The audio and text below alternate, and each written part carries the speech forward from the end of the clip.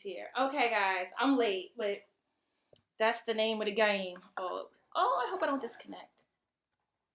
I'm trying to get my laptop out of view. Okay, we here. I don't know if anybody can y'all hear me. I did not forget about y'all. There's a slight delay. Let's see where this at. We're gonna give this a second to see if everybody can hear me because I have a mic hooked up. Well, it sounds like y'all can hear me fine. If I get closer, oh, it's just picking it up from the computer. Dag. Okay, well, you're going to be getting the Wi-Fi mic, or the mic from the computer. It's fine. I can take this little sucker off. Dag. Okay, yeah, sorry, guys. Today's been a very, very long day. Let me know how the sound sounds, and hopefully you're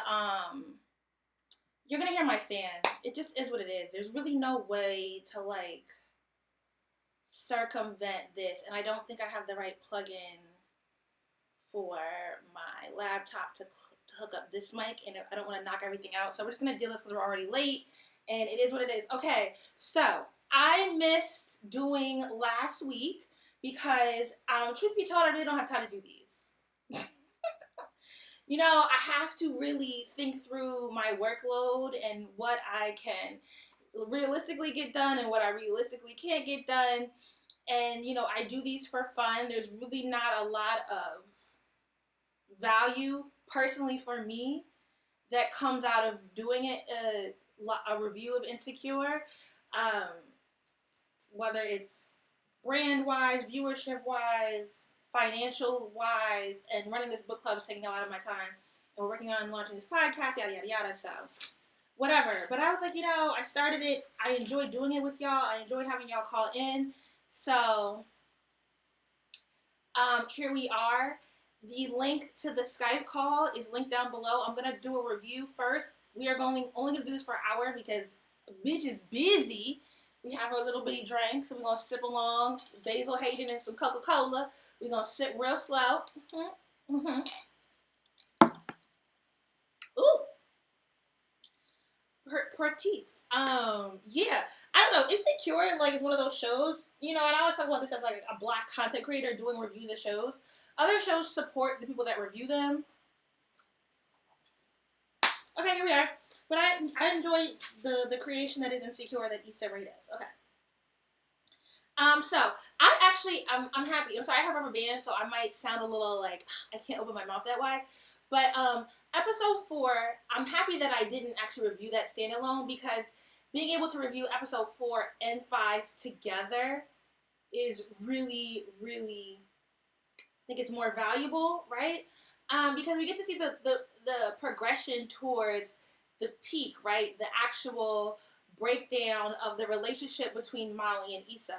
And I do want to say overall, now watching the show and going back over the past 3-4 seasons, is that I think Molly catches a lot of undue flack because Molly is seen as the more mature person based on the life that she lives. And I've been a participant of that flack thrown at Molly.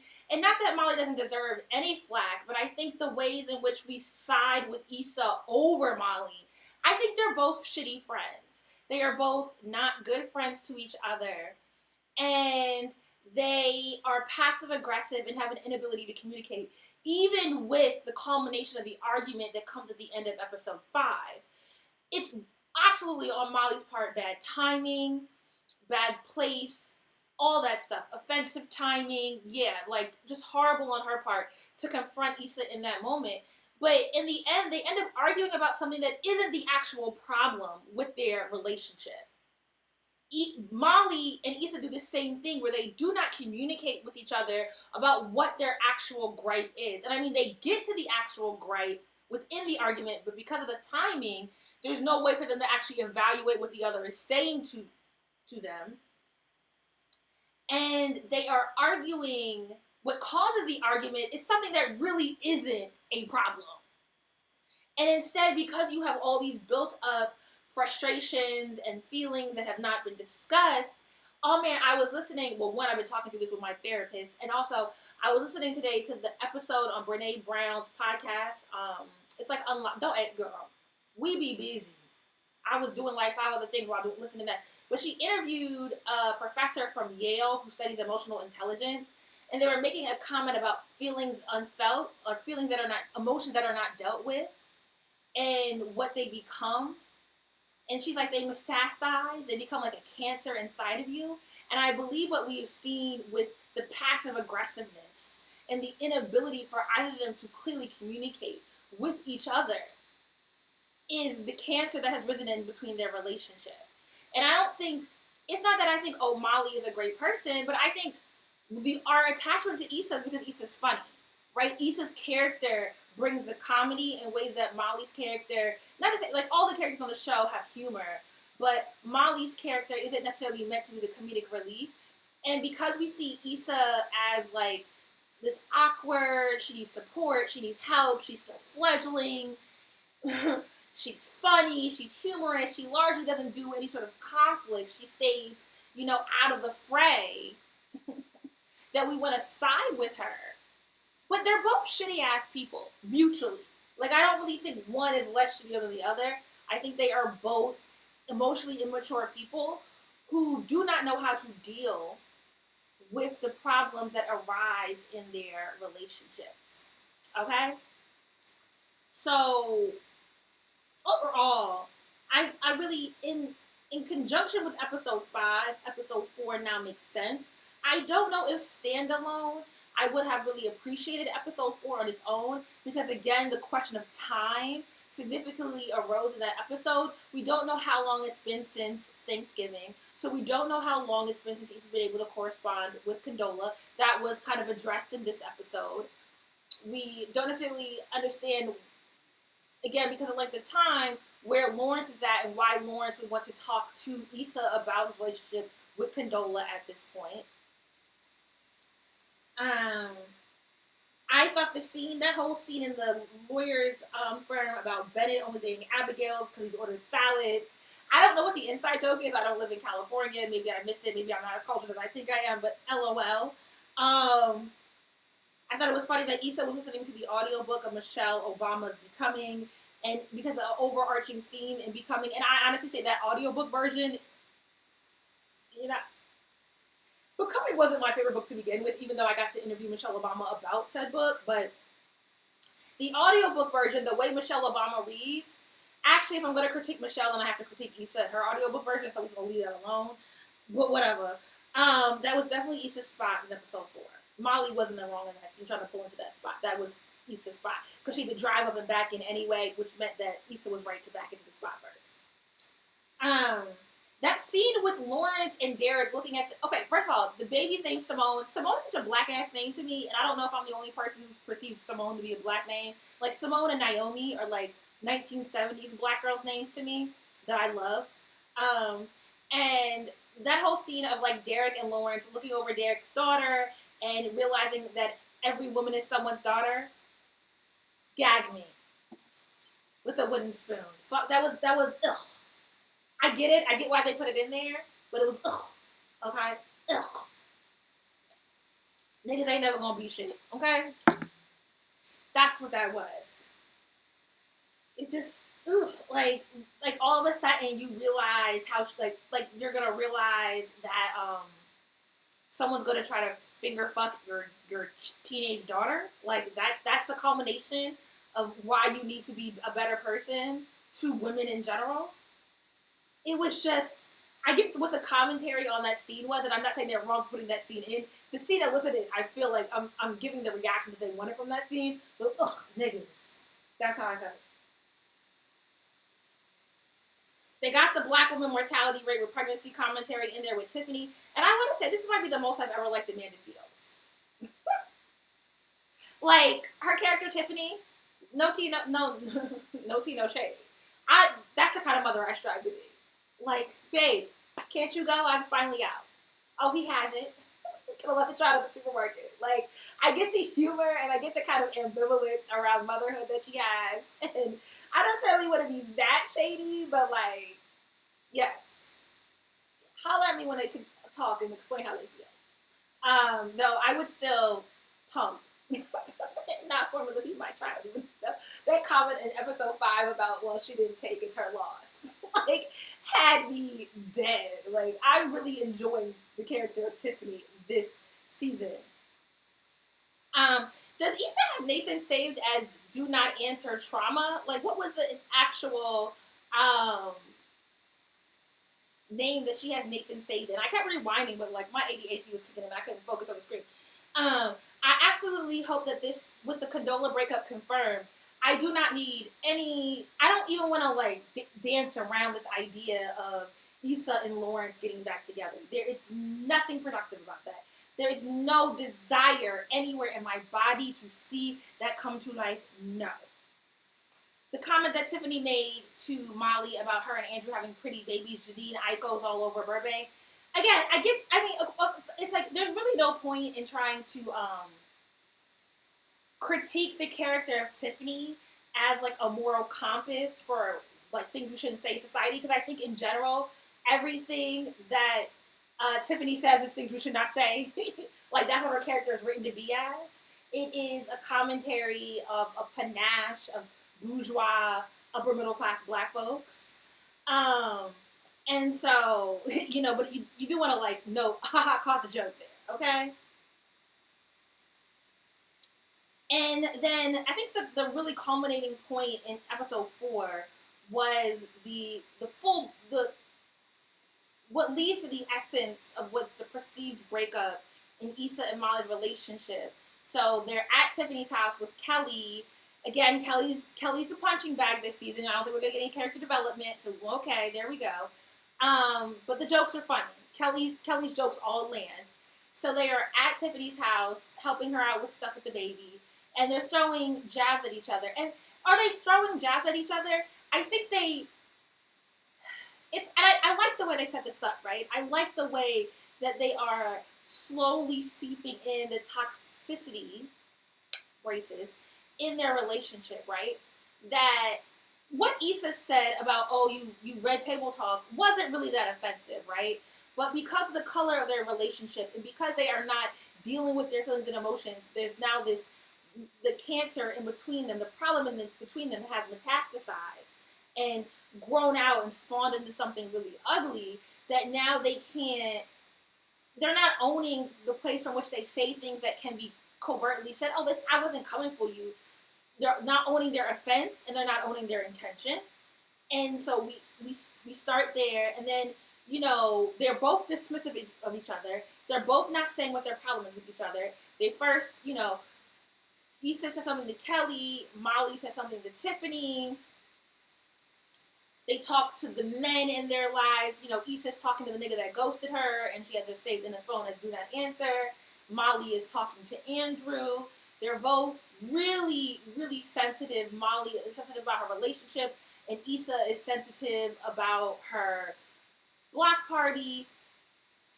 And it just spirals out, and then they don't talk about it. They know they need to talk about something, because how long has it been since Thanksgiving? Was there a date on the flyer? Did I miss that? Because they were supposed to talk Thanksgiving night. Issa bails out. Issa doesn't necessarily explain why she's bailing out. Molly, obviously, they're both making assumptions from a very hurt place when it comes to each other. And I do think it is wrong of Issa to not follow up about that meeting and then call and ask Molly for a favor and not even ask how she's actually doing, and ask how she's doing in a way where I want to hear you respond to that. But instead asking you for a favor. And I had a friend do something similar where we didn't necessarily have that sort of, because I'm a communicative person, so that much space between us would never exist. But she disappeared for a while because of her own shit, then popped back up like, oh, I would like you to care about what I got going on. And I'm like, you're not even going to ask me how I'm doing now? So we're no longer friends. I don't necessarily think Molly was wrong for saying, hey, I'm not going to ask Andrew because I want to put space between my relationship with him and you, because the way that Issa has been attacking Molly has been around her relationship with Andrew. She has thrown every jab she can throw every time Molly brings Andrew up. And I think if we're going to say that Molly is resentful of Issa's success with the block party, then we also have to acknowledge then wouldn't there be perceived resentment from Issa about Molly being in a relationship with Andrew? I don't actually think either of them are resentful about their successes, either with the relationship or with work. I think they are upset about the expectations they had of each other as friends, who had the ability to care and be compassionate and respectful of each other, and that's not being met. And whether they want to, claim that it's because of a relationship or because of a job, that's just, they don't know how to communicate. That's what it comes down to. Like, there's a very distinct issue, and I don't think that it comes down to I'm jealous of the successes either of them are having in life. Okay. Now, one thing Insecure does with regards to episode 5 is they do these setups around musical outputs great. Every time that they have been at a festival, they have been at a club, the LA party that happens, what's that, Sipping Something? Am I blurry? Every time they do scenes like that involve festivals and outings and this ensemble cast all coming together and every storyline connecting at once, that is what Insecure does really well. Episode 5 was enjoyable from beginning to end. It was funny.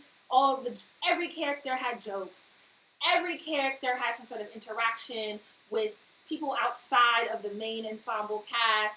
Issa cashes in on all her LA connections. We get Vince Staples. We get Anime. I want to call this nigga Anime, but I never saw how you say his name. Isn't he like a Canadian Ethiopian? I know he's Ethiopian. He does a Caroline. That song, okay, I'm old, but whatever. That nigga as Darnell. Kelly with the British accent. Amal, Issa's brother being unnecessarily messy. I love Vince Staples. Did I say that already? The intern is the intern one of the girls that won the scene to be on the Insecure set. The intern, her whole character arc was just funny to me, the whole episode. And it wasn't like, oh, I gotta tell a joke, but it was like realistic humor that you understand, and it really carried through the episode. We get the landing of the season opener where Issa is saying, I don't fuck with Molly anymore. And of all people, she is telling Nathan. And they both have this ease at which they speak with men in their lives, but they don't put in the work into their female relationships. And it's like, for all the shame, I know we all constantly bring up, Molly was fucking a married man last season. You have all the gold this season, sis, because you now got a boo. Nathan ghosted your ass. And all of a sudden, you have the ability to be vulnerable to this nigga in a way that you don't have the means to be vulnerable with your best friend. Like, Nathan is the person you tell her you not fucking with Molly no more?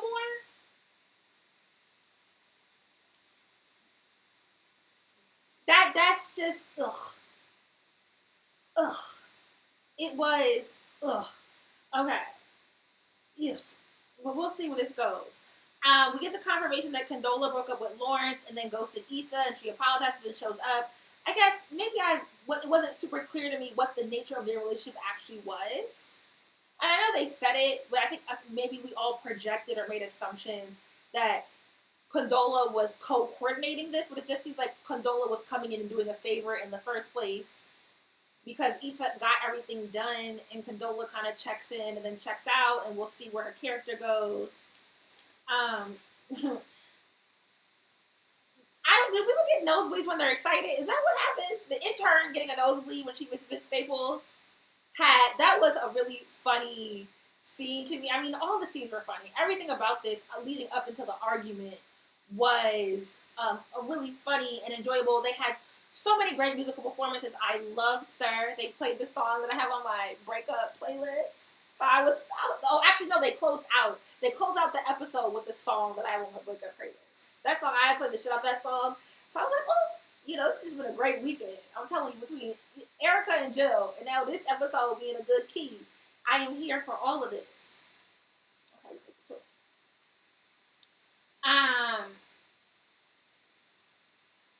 who was the girl who sang after Sir? Because I need to replace with the Snow Allegra. I need blackness in my life. Please, somebody in the comments let me know who that was. The scene where Darnell, how I say this nigga name in real life? Emine, where he was saying because Kelly, that whole scene with Kelly, Amal, and Darnell. So when Amal is pressing Kelly because she's faking this British accent, that whole riff had me on the floor. So Kelly, what part of the UK are you from? And then, how do you feel about Brexit? Oh, let's talk about American government. And he said there's two branches of government. Did he say the president and the Bank of America? Yo, that was hilarious. And yes, the news reporter set up with the girl who's starting her YouTube channel. That was a very LA joke, right? Everyone's trying to start their YouTube channel. Everyone thinks they have to go hire a whole production crew because they think that if they look glossy, it's a guarantee towards them, being able to reach whatever point of success that they think they should be reaching. That was funny. This whole scene, there were just so many little notes with the dude from Awkward Black Girl who also lived in the Crip, who lived in Issa's old complex, popping back up. The commentary on gentrification in LA and the lack of black folks being present. Kelly, dropping the British accent and being like, I'm from Philly. This was a really good feel-good episode. I think it definitely both was feel-good and moved the storyline along. And I know a lot of the commentary is likely to be around the relationship between Issa and Molly, but I think what this really highlights is how important communication is. Neither know how to communicate. They're both passive-aggressive. They're both immature emotionally. They both lack self-awareness. And I actually don't think either of them is handling the situation any different than the other one. I think they both are mutually, not good in communicating what their needs are and what's going on. Oh, I said he's a Crip and he's a Blood. My bad. I don't do games. Okay, it's all the same shit to me, but not really, but yes.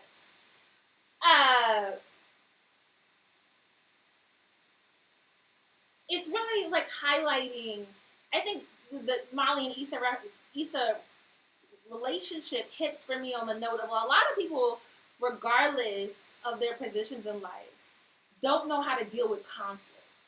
And the ways in which we run away from conflict oftentimes just exasperate. I can't talk to look at these braces. They exasperate the root of the problem that we actually have. And the ways in which we are so selfish in response to dealing with conflict, that selfishness also, causes a greater problem to occur. But okay, we are gonna look over at. I'm gonna look through the comments and see what folks are saying, and then see who is ready to join in. All right, I'm gonna call some folks, and let's do this and add them to the.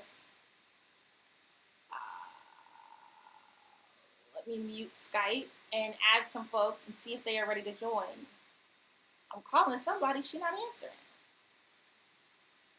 We know it's we know it's present tense, but we don't know how many months have passed. We don't know when something, because I think time does impact how you deal with things. And sometimes some of these characters, their reactions seem super unreasonable because we don't know how much time has passed. And so, is it one thing if Condola, ignored Issa for a weekend? That would be one thing. If she's annoyed her for a month and a half, that's problematic. And it should be addressed differently than someone who takes a weekend off. You know what I mean? But we don't really have that sort of space and time to be able to distinguish how much time we should consider to the ways these people interacted. Oh.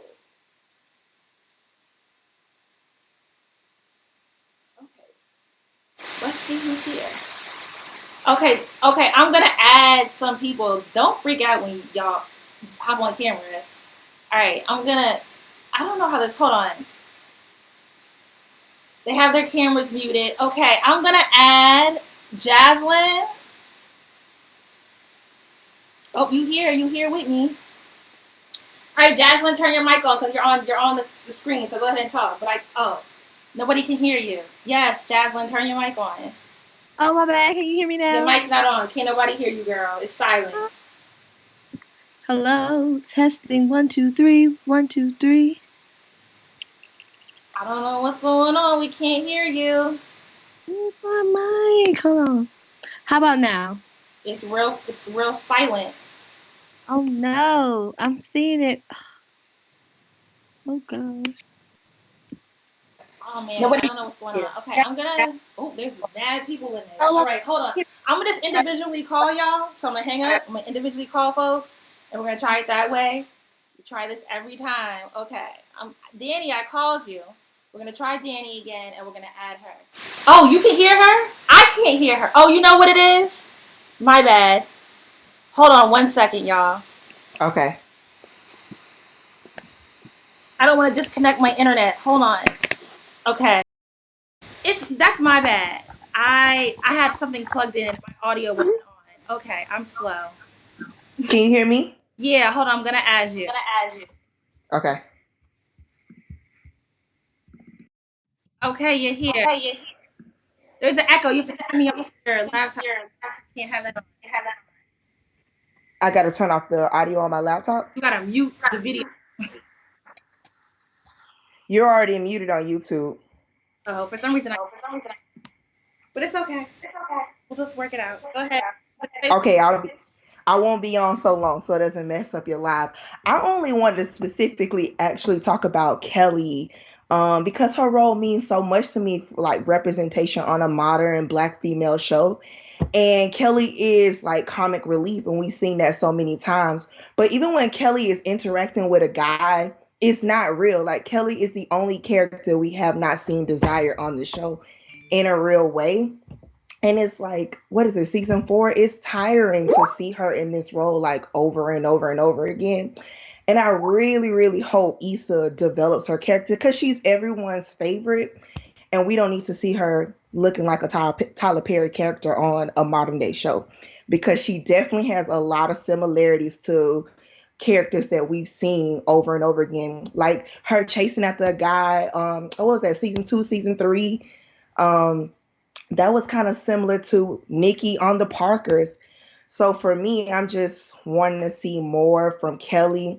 And then about Issa, well, I did want to say one other thing. Issa and Molly, I feel like I have this relationship with some of my friends where like I'm super communicate, like I communicate a lot, and then I have friends who that's not their strong suit. And so when I communicate, we kind of like bump heads. So see Issa and Molly have similar personalities and they still like bump heads. It's kind of crazy because I would think, well, maybe they will understand each other a little bit better, but it's not working like that. Okay. Sorry. So there's an echo. I can't fix these things right now. And there's a delay on your guys' side. So if I go forward because I need to move up to the laptop so I can add people via Skype, I'm just gonna be blurry. I understand. It's okay. Um, but I don't want to say I don't think. I mean, how would they understand each other more if both of them don't? If neither of them communicate, you know what I mean? Like if neither of them are addressing what they need to address. I mean, I don't know. Like you said, like we see her interact with Kendrick, who I don't know his character on the show, but I know his real name, Kendrick. The light skinned guy with the eyes, I forgot his name. I hate it. Nathan. Yeah. Like even you mentioned like her communicating with Nathan. I'm like, y'all are investing in men, but not in your friend group. Like in your friendship, like we seen guys come and go in their life. So I would think that they would prioritize each other and communicate with each other because they've been here together for a mighty long time. Like they know a lot about each other's lives. I don't know. But then I did think about like how Issa doesn't address conflict all the time because her brother is real rude to Kelly and she don't say nothing about that and nobody in the friend group says anything about it. So to me it seems like Issa does have a serious problem communicating, and then when she communicates it's kind of weird. I mean, I think Issa elements of Issa remind me of issues that I've had with other people who strive to not rock the boat, to never be the person who addresses conflict, to never be the person who stirs the pot at all because it's not even that they want everyone to like them, but they don't want to have to deal with people. And so they put up this facade of, oh, I'm amiable, I'm the goofy person, ha ha ha, because I don't want you to interrogate me, I don't want you to press me about having to get to know me better. Like, that's who I'm always gonna be. And then, but what happens is they don't take action ever, and it comes across really offensive to the person on the other side, especially when that person on the other side is invested in them emotionally. That you, even with our friendship, can't address things, or handle any sort of anything that rocks the boat. Like, if you're always trying to keep the peace, you're gonna throw me under the bus in order to keep that peace. And essentially, I think on Issa's part, she has thrown Molly under the bus because she, in her realm of keeping the peace, is, I'm not gonna address the conflict. And even though they both have similar styles of being passive aggressive, two passive aggressive people doesn't make it right. Yeah, no, no, You no, need two yeah. communicative people, and so Mm-hmm. that's sort of the issue there. You seem like you went out at the end, but I think I heard you, but I don't know if it's my phone. But I did want to say, like, I see on episode 4, we you're frozen. On episode 4 we saw oh, okay. We saw Molly like really trying to work it out with the guy she's with. I forget everybody's damn Okay, name. I forget everybody's name too, girl. It's okay. That's With Andrew. But I'm like, dang, this is your time. Like, you're being patient with Andrew. You don't even really know him like you know Issa. do Be we? patient with And Issa. the time length on the show is lacking, right? So we're Hmm. assuming that her and Andrew could get been together for maybe 2 months. They could have Okay, they could have been talking for a whole year and change now, and we won't know because the show does not give you a timeline. true. That's true.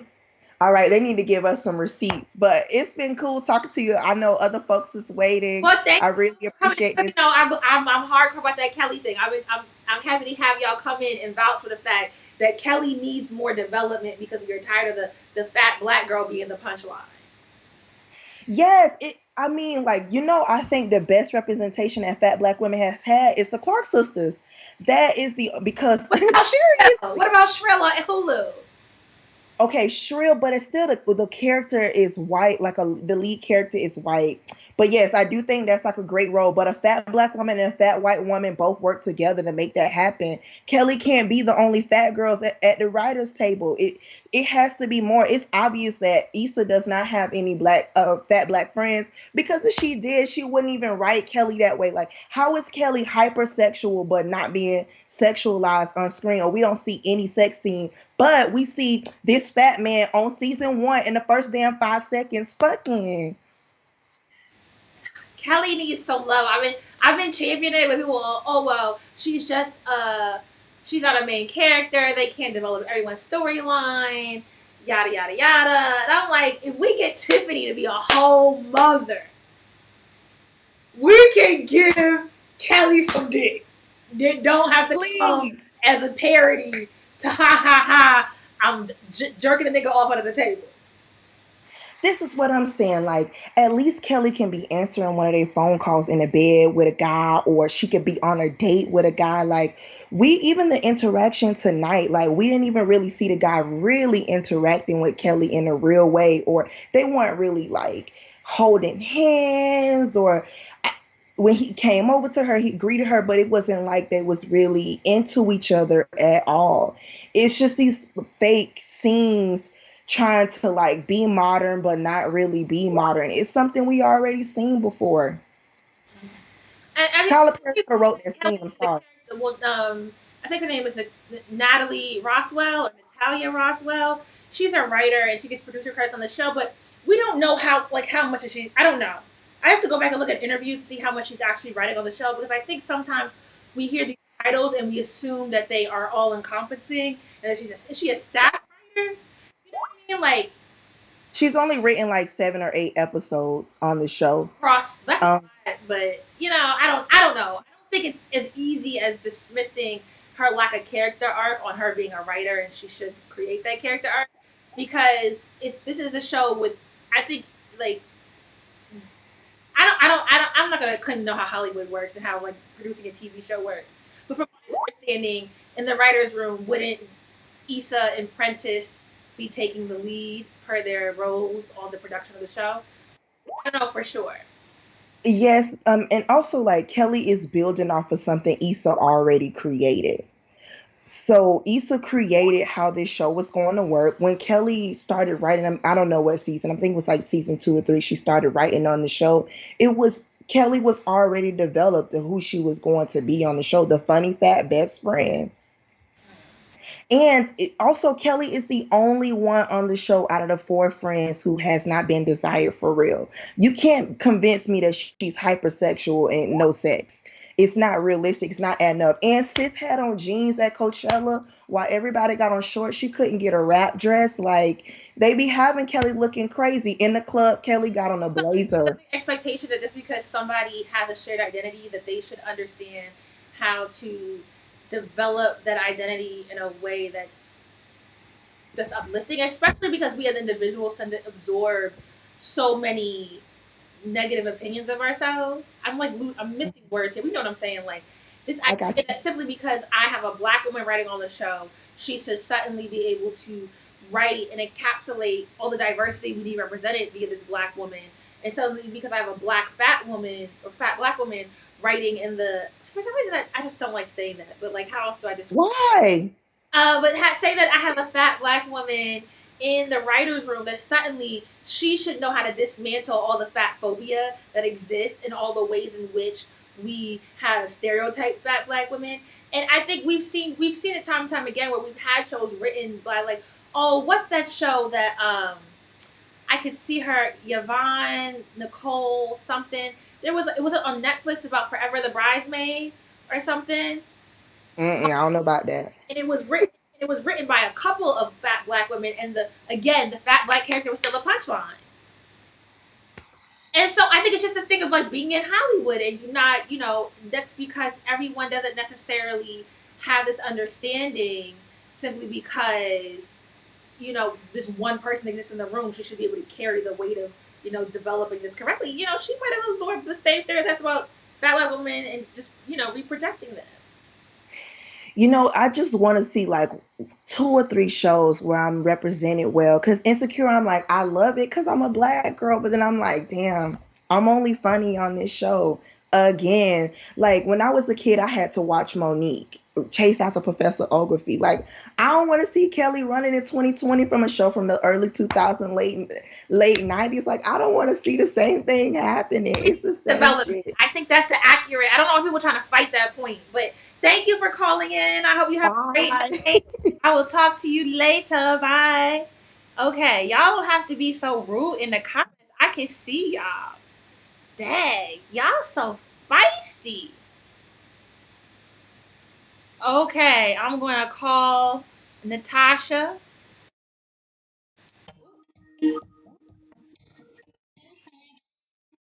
Okay, y'all don't have to be so rude. Ooh, you got the whole TV on, girl. Let me take this off though while you doing it. I called her. I don't know where she at though. I'm here. And you got my shirt on. Shout out to the branding. Yes. Get the smart brown girls coming through. Okay, hello. State your Hi, name. Natasha. Hi, Natasha. Okay, it was Natasha Rothwell. Thank y'all for correcting me in the comments. That's who plays Kelly on Insecure. Okay, I love the shirt. Love it. Thank Fabulous. Thank you.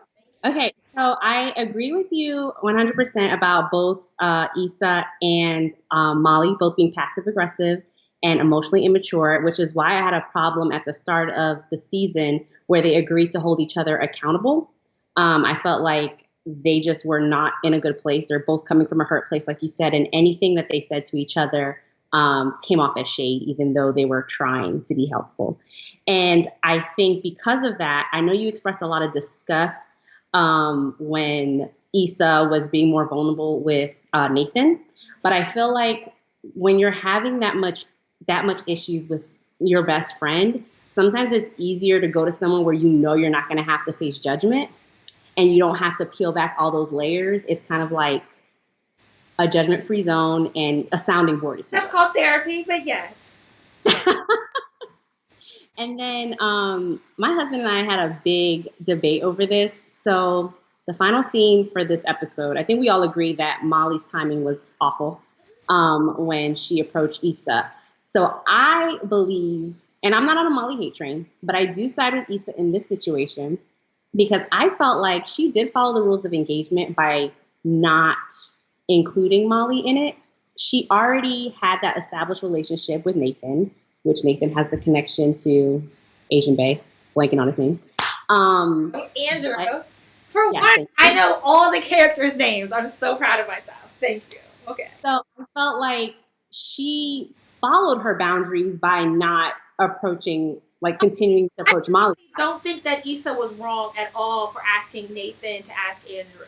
Because the boundary was not, oh, you shouldn't talk to Andrew at all. The boundary was, I'm not going to ask Andrew because I want to keep my relationships distinct from Correct. my friendship with you and my relationship with Andrew, and I want to protect the relationship I have. Correct. And then my issue with Molly in this situation. Your husband was, what was your? Oh, so he was Team Molly because he felt like she made it clear that he was pretty much off limits. But I'm like, no, she said she didn't want her, like she didn't want to be involved. So she didn't involve her. She, used her resources, which I thought was completely fine. But my other issue with Molly in this situation was I need her to keep the same energy when she's approaching her boo because he's getting a kiss at the end. And all she said to him was, oh, but you knew me and Issa weren't cool. And that was it. Okay, but the same way you said, okay, so Issa being vulnerable with Nathan is because it's a judgment-free zone. And so it's easier because she doesn't, what you said, all right, I've been drinking, I can't remember everything, but I got the gist, right? Okay, cool. Then isn't it the same with, well, there is a judgment, right, because of relationship, but there's this sort of vulnerability that therefore Molly's going to have with someone who she feels like has done more work to understand her. And I think in the few scenes that we have seen Andrew and Molly together is that he consistently has opened the door to understanding in ways in which her friends have not. This is true, but was there not responsibility on his end to disclose to Molly that he was going to be helping out Issa? No, I think because this is the problem. Like, we can't really interrogate the argument that Molly makes against Issa because that's not the problem. That was a I'm projecting. That was, this is a boiling point, and because I haven't talked about all these other things that have offended me, because I have not been clear with you and I have not communicated with you, and I have not dealt with my feelings, I've now allowed it to brew into something else, and I'm using this as the vehicle at which I unload on you. I can agree with that. So like, you know what I mean? Like, we could argue, we could talk about what Molly said to Issa, but like, that's not really, it's not really an offense. Like, I have a relationship with Nathan. You met Andrew through my relationship with Nathan anyway. Correct, which I think a lot of us forget. Okay, so I talked to Nathan, and Nathan talked to Andrew, and nobody has to talk to you about it. I don't know, is Andrew wrong for not saying anything to Molly about doing Issa a favor? I think it is, yeah. You know what I mean? But how long have they been together? What's the timeline here? Point to say, like, I'm helping your best friend. So to him, in my opinion, it held weight. So why not bring that to her attention? He should have brought it to her attention, but I don't think he's wrong for assisting.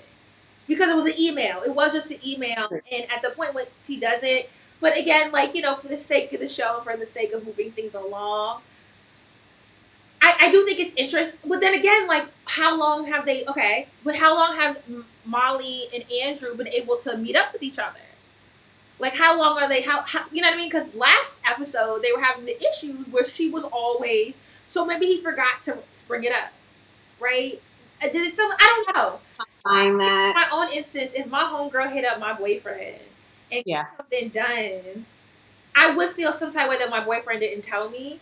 But I do think this level, like this magnitude, like this is a he big quickly apologized for it. It's not something I probably hang over his head. Because again, the problem isn't actually that Issa got Vince through Andrew. The problem is that Molly and Issa have been having this long, drawn out falling out because they have not been good friends to each other. Correct. The misunderstanding between them is so frustrating. It's like that moment every time they're about to talk, every time you think like they're about to fix it. I mean, they're wobbling. I was wobbling with them. Like, okay, are you about to? Do you not have any similar instances in your own life? I mean, not in the sense where I'm about to say something and then someone says something that makes me stop. But yes, I by nature, you know, do like to avoid situations, so I can sympathize with that. But I don't know. I felt again, we don't know the timeline, but I felt like there were so many opportunities where they could have just been the bigger person, whether it was Molly or Issa, and try to resolve it or just have the conversation. I don't know. It was so frustrating. It is. It's frustrating. It's frustrating to watch, and I don't think I've had exact instances that are replicable to the way that Issa and Molly are falling out. But I do appreciate that they're showing over the course of time how many small ticks can just turn into something much bigger, Correct. I agree. right? And like we've I, all dealt with a situation. Maybe I mean, is it unrealistic to say that we've all dealt with a situation where we haven't communicated something to somebody, and then we end up getting in an argument over something that doesn't matter because we want to address our problem with the person. You know what I mean? Maybe not this long and this blown out, right? Like how many of our friends are throwing block parties with Vince Staples, but you know what I mean? Like something yeah. similar. Okay, we have a bunch of people calling in, so All right. Thank you, Julesy. thank you for supporting. You cute as shit. Have a good night. Bye. Bye. Okay, let's hang this call up. Call the next person.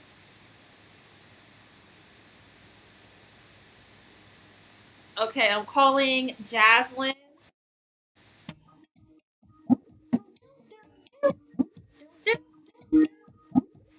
Answer your phone. Y'all be answering your phone.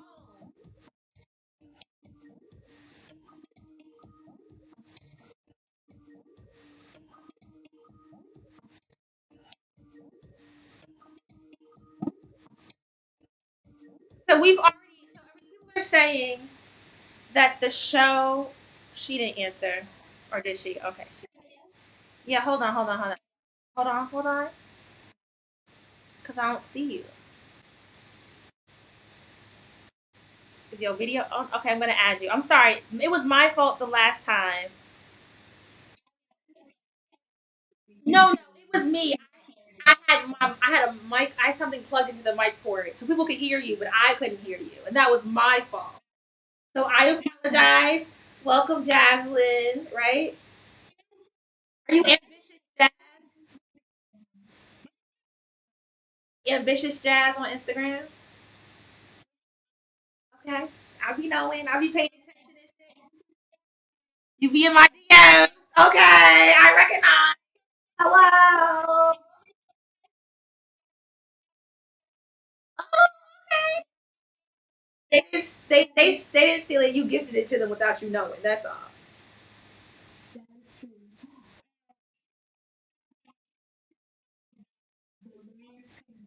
Oh wait. My bad. I had you on mute the whole time. Can't get this shit together to save my mama alive. Okay. Wait, we gonna start over again. Okay, this is Jaslyn. I know her as Ambitious Jazz because she be sliding into my DMs on Instagram. So I recognized her because I be paying attention and shit, right? She said she's gonna buy some more hoodies because her intern, her student, she unknowingly gifted her hoodie to a student. She said stolen. Yes, She gifted it yes. and didn't know it. I'm a I'm a fan. I'm a super fan. But yes, I've been getting into discussions about the like Lawrence Condola situation, and I was like, I don't know, because everybody keeps bringing up the cheating. I'm like, we all are in agreement that Issa cheated was wrong. Like, moving on, let's get into the conversation like of what you were saying on your last live about how his homeboys were trying to keep him in check. Of like, dude, remember where you come from. Like you just got put on, like you just got popping, and now you are trying to push this like big man ego while Condola is still kind of trying to like figure out her social awkwardness between Issa and Lawrence on top of the checking. And so I think the last blowout with them was the fact of like her drunk friend, which was to me hilarious. The drunk friend basically telling him like, oh yeah, you're just a fling, and to having like the blow up conversation then without them of not understanding like what is this that we're actually doing? On top of the possibility of maybe Lawrence did tell her, like, yeah, if Issa wouldn't have cheated, I probably would still be there. Or the So we concept don't of, see the ending of the conversation with Condola, or is it to assume that that conversation, what we saw was it? that, or I just think also to tag on to like the ego part of him, like him, I just remember the conversation he had with his dad about love and about like wanting to get into a relationship with Condola, but concerned about her being divorced. And he giving him some like basic level advice of like, you should just give it a try. Like, you never know. And him giving her a try because he was encouraged by a man who he respects. I mean, I'm assuming he loves his daddy because he had a whole dinner with him. But I don't know. I was like thinking like just the buildup of like Lawrence and how like everybody's been very supportive of him to do better, and he's just still not doing right. To lead to bleed over to Condola to do Issa so wrong. Like you left her hanging. He got with Condola not out of a true desire, but because someone else told him to give her a chance. Yeah, that's what I'm thinking. Because like when she had the conversation with him at the bar post baby shower and she told him that she was divorced, his facial expression like shifted and he kind of like pulled back a little bit and she thought like, "Oh, I thought I scared you away because I told you I was divorced." So I think that their relationship foundation was already rocky because I felt like he wasn't getting with her because he like liked her. Like he liked her, but I think he was pushed to be like, dude, open your horizons. Like you're not that great either. We all make mistakes. I just think Lawrence, like, how many times did I say someone's immature on the show? It's like nobody really has. Excuse me. Nobody really. That's not coronavirus. Chill. Nobody really has. No, I'm not playing. I'm talking to the audience. I'm not talking to you. But nobody has a sort of maturity or bandwidth to really deal with the things that, like, nobody knows how to communicate their feelings on this show. Mm-hmm. I feel like what we're seeing is a lot of people having conversations about things that aren't what's actually on their mind, right? So Lawrence doesn't. I don't think Lawrence has a sense of self. I don't think Lawrence knows who he. Well, sense of self and not knowing who he is the same thing.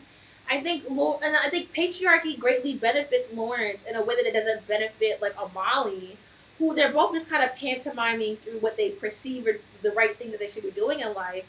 But they don't. I do think Molly, career wise, at least knows what she wants. I don't think Lawrence actually knows what he even wants career wise. I know do some app thingy, but that is just not coming off the ground.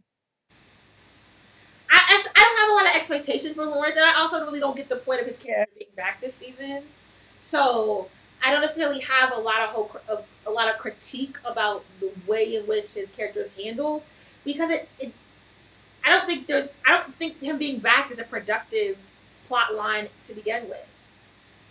I agree with you on that. But also like Nathan coming back in, I just really hope it like shows like this is how you should try to get back into somebody's life if you really like them. Like What do happened? some lifting. What did Nathan do correctly? I mean, well, I do not like I do. I mean, the hey big head text. It wasn't really a hey big head text, but it was a hey big head text context when she got into his Instagram DM. But at least him offering to have a conversation with her, and it was kind of like him holding space, but then also like, let me see how I can get in here. I think he's on to a great start. While I didn't like her initiating the hey big head, I think they're on to a great start. But I also believe that Nathan has a lot more work to do, as well as it gives communication. Like, what do you want from Issa? Why are you here? You gave her voicemail. You popped up at her house. Nathan is a nigga doing the bare minimum, and this is how we all get caught up. Like he's breadcrumbing. He called her several times. He pulled up, asked for VIP status at the block party. Okay, that was wrong. He said kind words. Has he taken her out? Did he come with a gift? Did he come with flowers in his hand? a card to congratulate her. He ain't proven himself not one bit. All he did was give Issa to Andrew. Just he was He did fried on like he alley-ooped the Vince Staple things. Sure, but he knowing how stressed she was about this, how this has impacted her other relationships. He could have pulled up with some flowers if he was really trying to prove a point. If he was that nigga, he could have done something. He ain't done that nigga shit. He done the ain't nigga shit. Okay, that's I just have high hopes for Nathan. I want him to do better. Not impressed.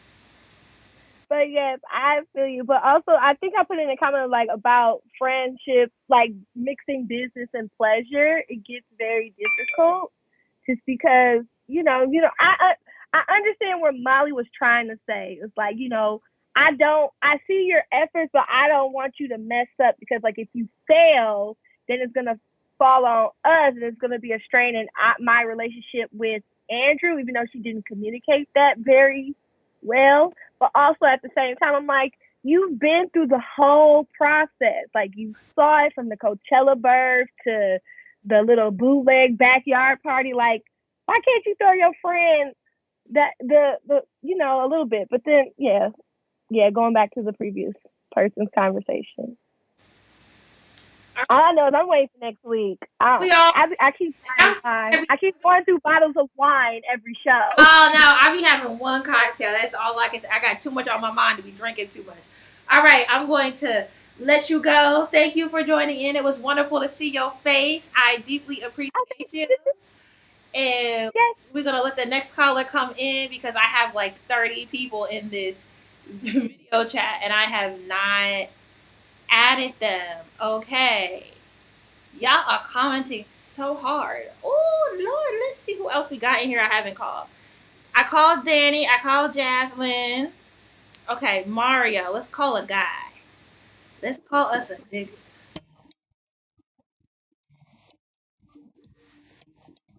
What y'all say over here? The answer. Josie, Hi.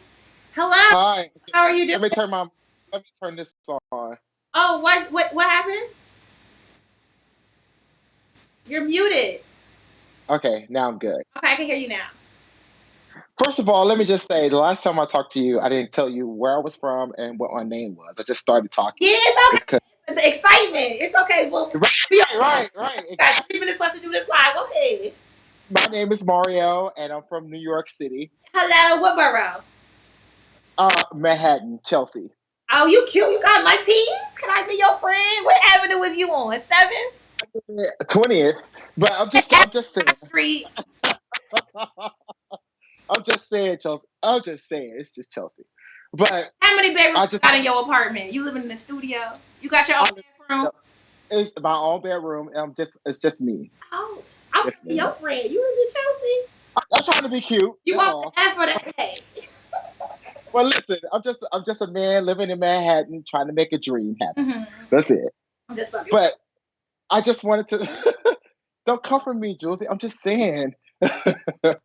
But I admire you so much. I love you so much. So thank you. I just wanted to say, first of all, that it's just a show. I can't really go into much detail about the things that are happening in the show. Like, it's not my life. It's not anybody that I relate to. It's not real time. It's not anything that I can actually adjust to make it seem like it's something that's happened to me. Because I don't move like that with my friends. I think there was one instance where I thought my best friend was sleeping with the person that I was dating, and there was a situation that happened that I felt like we couldn't talk about it because of the way that I don't like conflict. But I had to get over that and Yeah. had to jump across that. I had to jump across it. Like, hey, what's going on? What's happening? Talk about it. I know you feel a certain kind of way about me approaching this in a certain way. So I like the episodes for episode 5. I really did. That's 5, right? Oh no, it's 4. 5. We're on episode 5. Episode 5. I love the fact of the block party. The block party brought, even though the timeline is all messed up. They do. I felt They do these gathering episodes really, really well. Like when everyone's gathered they do, and they expect us, because the viewership, they expect us to be able to just kind of catch up to what's happened and fill in the blanks, which is why all the adjustments are happening with people's explanations on these storylines. I'm just like, it is what it is. Like, if you don't have communication in your relationships, that's what they're showing us. These are the things that could happen if you don't have these kind of situations happening. And usually I take notes when I'm joining these kind of calls, because I like to keep myself in a order, so that I don't go all over the place, because I have a tendency to do that, because I'm ENTJ, so I have I'm all over the place, which is fine. But I think that what they showed us is that communication is not. If you don't have communication in your relationships, it's not easy to go forward. And I think Molly and Issa showed us that. Whether or not Nathan and all these other characters, which are secondary characters, I don't know why people are gunning so hard for Kelly. Kelly is a secondary character. Oh, Yeah, because I get it. I you get it. you I can't get it, critique Julie. that I argument get though, it. because you're not a fat black woman. No, I get it. I I couldn't totally say. get it. That's I know what I'm some saying. people take issue with, well, not necessarily with the mall, but the guy who plays the mall did an interview, right, talking about how his character, he's a heterosexual black man in real life, and he was talking about how his character shows a different identity of a black gay male character as not being super feminine, and I'm like, I'm not gonna comment because I'm not a black gay man, but I did read that article, was like, you sure you don't come across as you come across as a Shakespearean gay from DC. It's okay. We see you. But I can't enter the conversation when I see black gay men on Twitter discussing that The black article, Twitter, right? or discussing all the character, because I'm not a black gay man. Right? So Yeah. we can't say, I also can't. I'm a country chunky black woman. You know what I mean? Me too. So, I'm from Mississippi. Okay. Well, This is we just got to be below the Mason Dixon. So, low key, we could be in Maryland. We could be in PG County and still low key be Southern. It's okay. But I'm saying, though, when black men get on here and say that I am tired of seeing myself represented as the punchline, we can't dismiss that argument. well. I don't dismiss it. I just feel like the explanation the exploitation of the role of these characters is not really necessary, because Kelly provides, and we discussed this last week. Kelly provides a comic relief, not this, But the not this. fat black woman always is the comic relief, and she.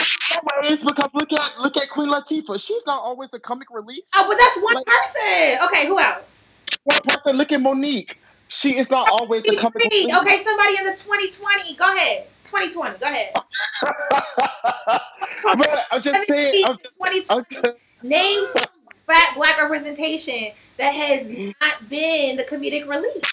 Forget about the awkward adventures of the misadventures of an awkward black girl. That's This show, 2017. We this talk about show is a 2020. In reflection the of past that. 3 years, we can't keep going back. We can't, because the point is that we We're need to not going back. be consistent. We're not going back, but we don't know. We don't know, Julesy, if this character is going to have development. Now, the conversation in the chat group was, Tiffany has a whole character development, so why not Kelly? Well, Tiffany is also on The Real, so and then there was the whole No, incident no, with no, no. the Amanda Seals is on the with the show, not Tiffany. Academy party. Amanda, So there's a lot that goes into Tiffany's character that's outside of repeat the that, because I script. talked. I'm sorry, I talked over you, so I need you to say that again. I think you. Let me say what I heard you say. You said Tiffany's character is on The Real, and that's why she got character development. But Amanda Seals, the actress who plays Tiffany, is on The Real. Why does Yes. that mean that the character of Tiffany on Insecure deserves to get development in ways that Kelly doesn't? So do you remember, Julesy, this whole episode, this whole situation that happened with Amanda Seals getting into one of the Academy parties for That's because we got insecure? mutuals. I will never forget Right, that happened with her. Okay. right. So she made that very known. And so with that came a lot of the heavyweight of the development of the character with Tiffany, if you recall, because this is a new season. And there was a, yeah, She was there was a pregnant whole, like, season what, three. Yeah, it has to be. No, because she I, was pregnant in season I, 3. I, I'm gonna I can't. respectfully disagree because she Can was I be the, pregnant. can I be the devil's advocate for a second? Go ahead. Okay, Like, I'm sorry. I apologize.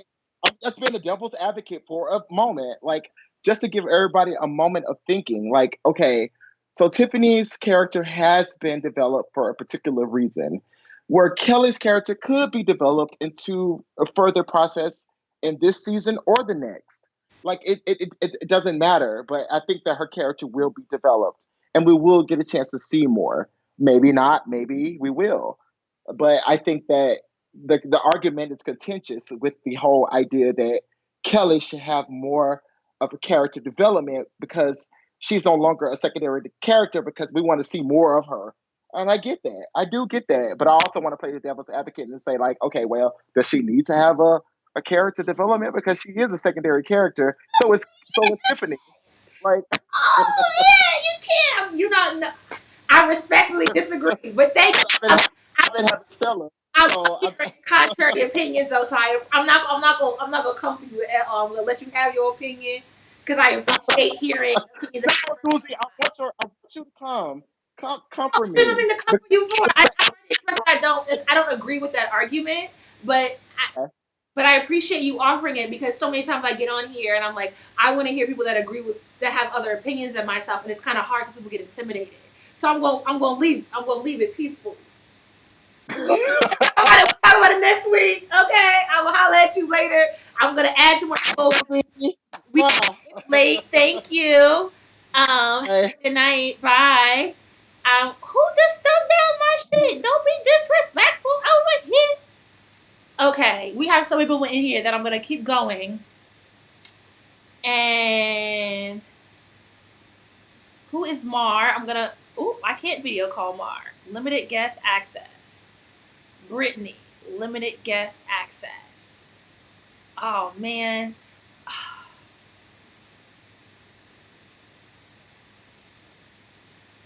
There's so many people in here. Okay. I am going to add everyone muted. Oh, there's some people in here from a week ago. Okay. I'm gonna add folks. Who is Mar? Where's Mar? Turn your camera on, Mar, so I can add you. People are leaving? Okay, I'm gonna add Mar and I'm gonna keep going just to get through everybody. I'm bad at this. Okay. Mar, turn your mic on so folks can hear you. You're on camera and you're gorgeous, darling. Gorgeous. Thank you so much. Thank you. Thank you. Everyone muted. Oh, who just added themselves and I have my somebody did not mute their camera. Huh? People are leaving? I said there's like a little bit of an echo. And yeah, see, because this is like a group chat thing now, and it's kind of hard because people come in and they have their mics on, so it's not. Got you. They have their laptops on. Like if you're gonna join the video chat group, just mute your mic until I add you. That's what I need. Okay. But you're good. Everyone else. So I just wanted to mention. So first of all, I just love you, Julesy. Really do. Think you're amazing. Thank you so much for the platform you did. But no, I just really want to talk about Molly and Issa's like actual argument and the things that. Oh, can you pause for 1 second? Because it is just there was just a last like your voice was echoing, but go ahead, try again. Oh man. Okay, hold on. Sorry, because they're not gonna hear you. So I'm gonna remove you and then I'm gonna hang up. Everybody hang up. Everybody end this call and then I'm gonna call you individually. Just say I'm ready. Leave a comment saying you're ready. Oh, my camera battery is about to die. I was like, what is that blinking on here? Okay, it was a little choppy. Brittany sent screenshots. Okay, we're gonna try and call Brit. It says limited guest access. This might be the end of the evening. I know I can see the battery blinking, y'all. I know my battery about to die. We're just gonna add folks until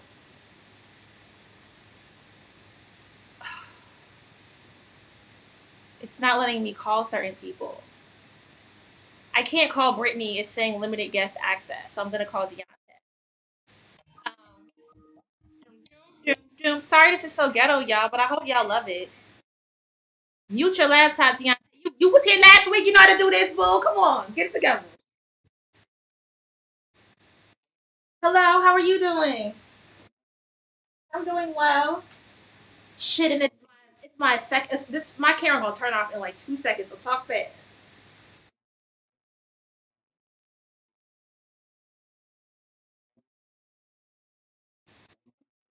I'm gonna let you hold on 1 second. I'm gonna let you talk, and I'm gonna get up and try to find the plug-in for my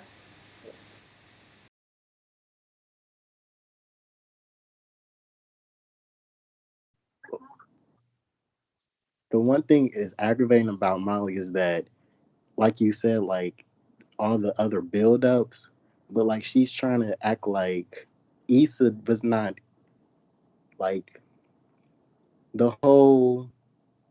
I'm trying to protect my relationship, but you didn't like Andrew to begin with.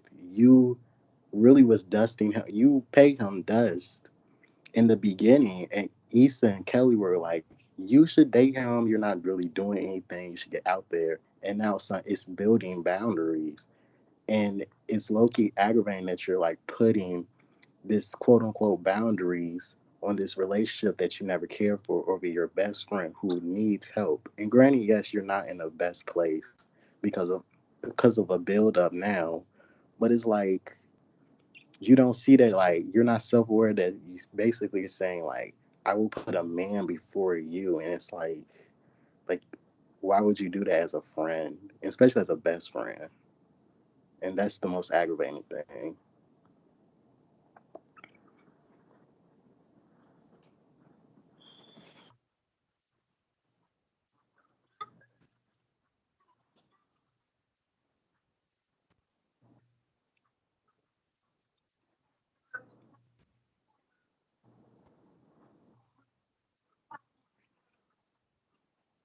And even Issa was like low key vulnerable enough to talk to Condola in a way, and like it's like well not.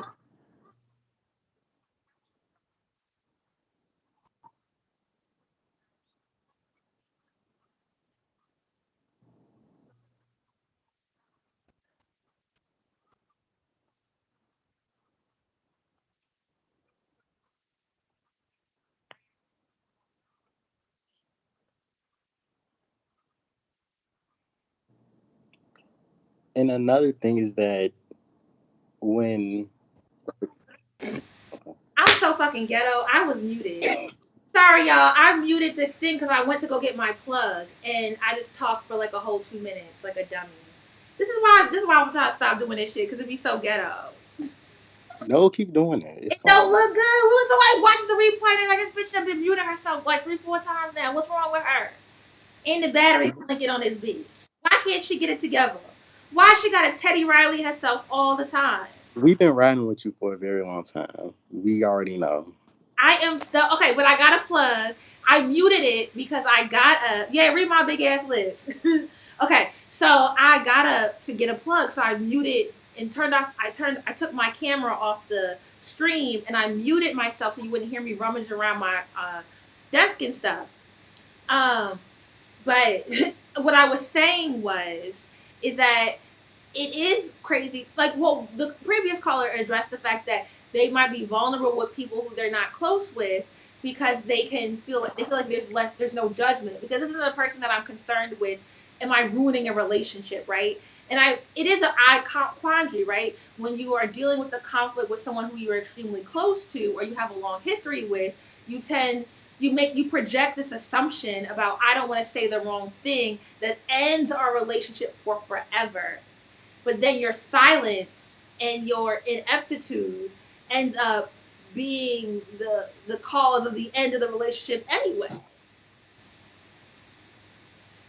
And the other thing about like Molly could have low key been honest when Issa asked, well, when they had met up all in the group, and Issa was surprised that Molly came. she could have been like, yeah, you're still my best. Like, even though she's like, why wouldn't I come? You're my best friend. Knowing like she didn't want to come, you could have been. It's a nice. She could have said it in a nice enough way that was been like, yeah, you're still my best friend despite what we're going through. And even Condola was like, I honestly didn't want to come. And it's like, if Condola can say, and granted, yeah, like strangers don't owe you Hold anything, on but one it's like, second, because the comments are like a good 1 minute behind us right now, and everybody's commenting about me plugging in my camera. Like I can get up in the middle of you talking, make a bunch of noise to figure out what fucking hole in my camera. I don't even know if this is the right plug for the shit to plug my camera in because I had never plugged my camera in before. And then come back to this and be able to continue the conversation. A bitch can't multitask. I'm focused. Go ahead. I'm sorry. Keep talking. It might just cut off. It's okay. Y'all be alright. and even in granted what you said, like strangers don't really owe you anything, but Condola was honest enough to be like, I honestly didn't want to come. Like I didn't feel like coming. And it's like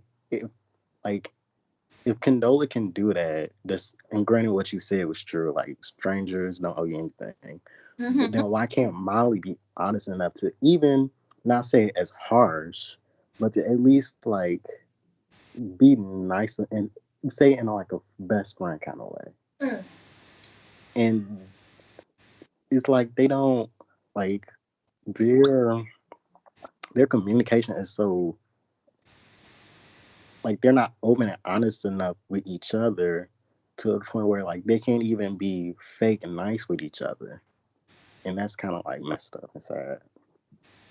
It is, but it's just. I think this is an ongoing theme throughout the show, where we It has critique their inability to talk to each other versus the ability to talk to other people. But I legit just think it kind of all really does boil down to emotional immaturity.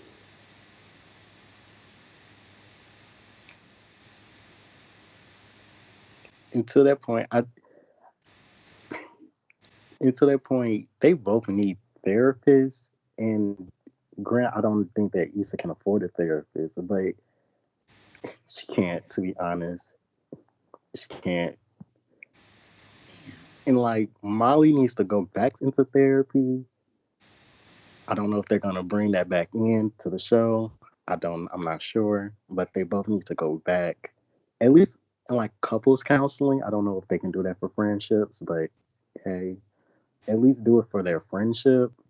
So hopefully they introduce that or like try to introduce like because we know they're gonna get back friends, obviously, duh. But Somebody said how do they they do? think Condola was unprofessional, but I think was it ever really clear about what Condola's role was?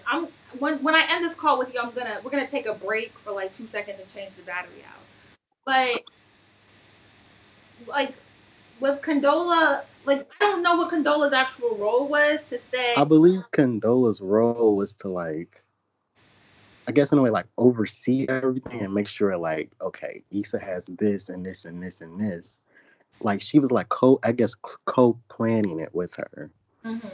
and like co like helping bring in like the sponsorships and all those things for her help her, but it's low key still unprofessional because it's like she like you're mad like even though Molly was right like it was gonna get messy, but Issa wasn't the one who made it messy. Lawrence and Condola ended up making it messy.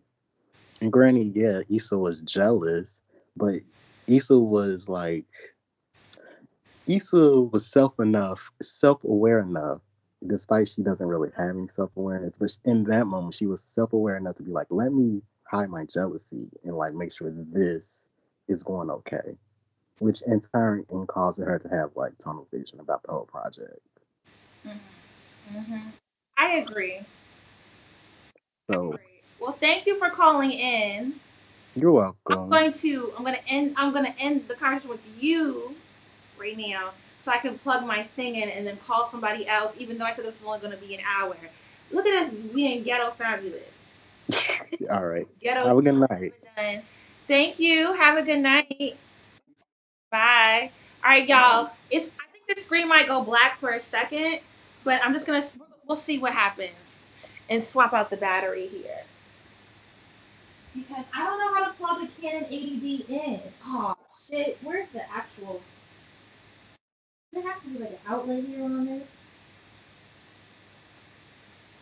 fuck it. Okay, I'm just gonna go black. So I just don't want to come back purple.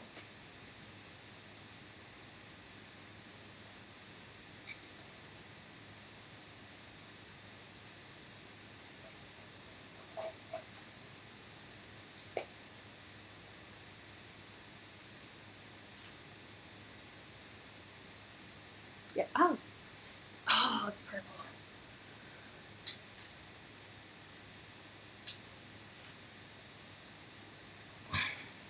Yeah, this is my concern. See, this is why I didn't want to stop and go back. Because now if it's just purple, this is what happens.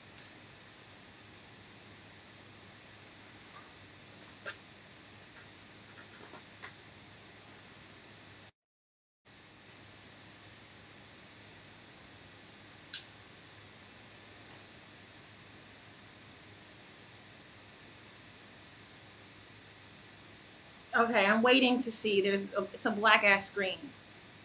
Okay, so I'm gonna call somebody so that they can just talk. Brittany, I can't call you. It's saying you're a limited contact. I don't know why.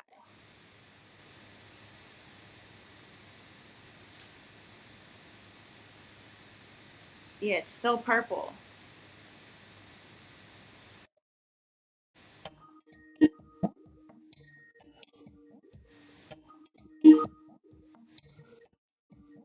Two of me. Now we're just webcamming it. Oh, they declined. Damn. Damn, Tucci.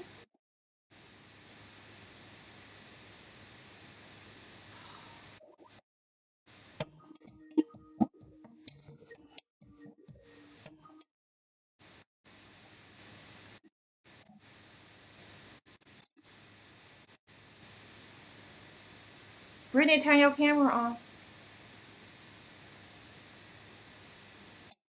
Yeah? Okay, I'm gonna add you now. Sorry about that. Oh, you're so pretty. Hi, you're gorgeous. Wow. Go ahead. So say what you got to say. Introduce yourself.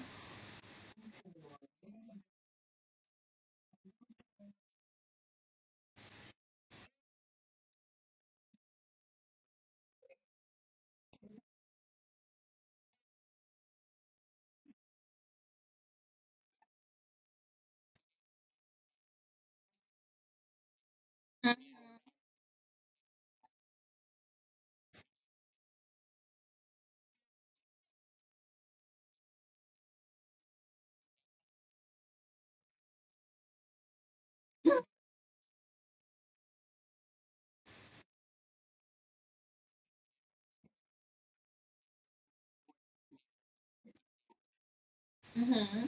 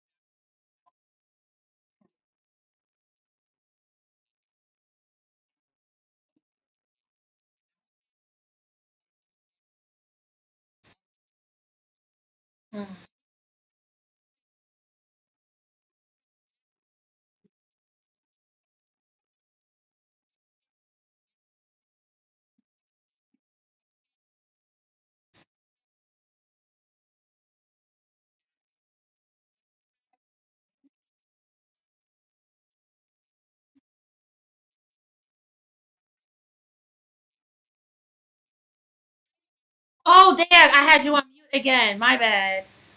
Huh? You were on mute this whole time. My bad. Oh wow. Sorry. It froze No, over. it's It's okay. okay. I do. The problem is it's not that I need moderators. I don't need moderators in the chat. I literally need someone here to manage my computer for me.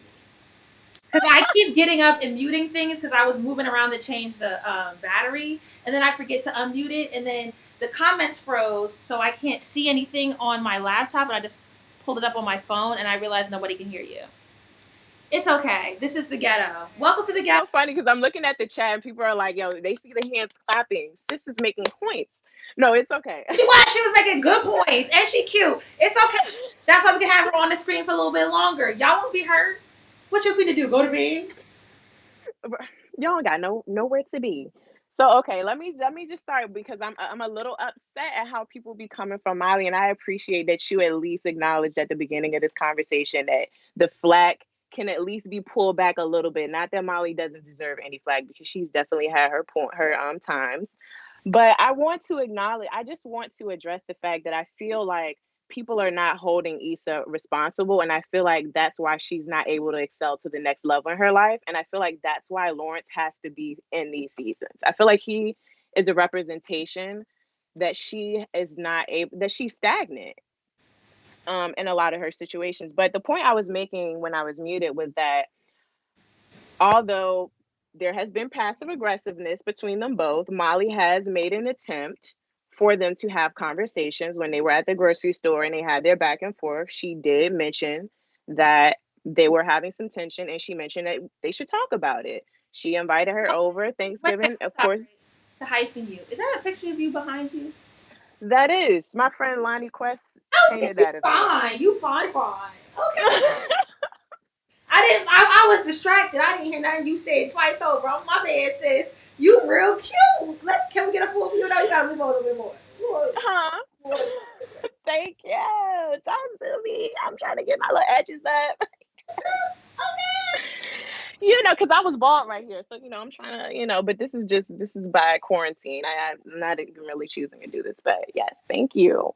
Everybody in the comments is looking at the portrait. I was like, y'all not looking at my basic ass art, right? Let me. Oh, okay. No.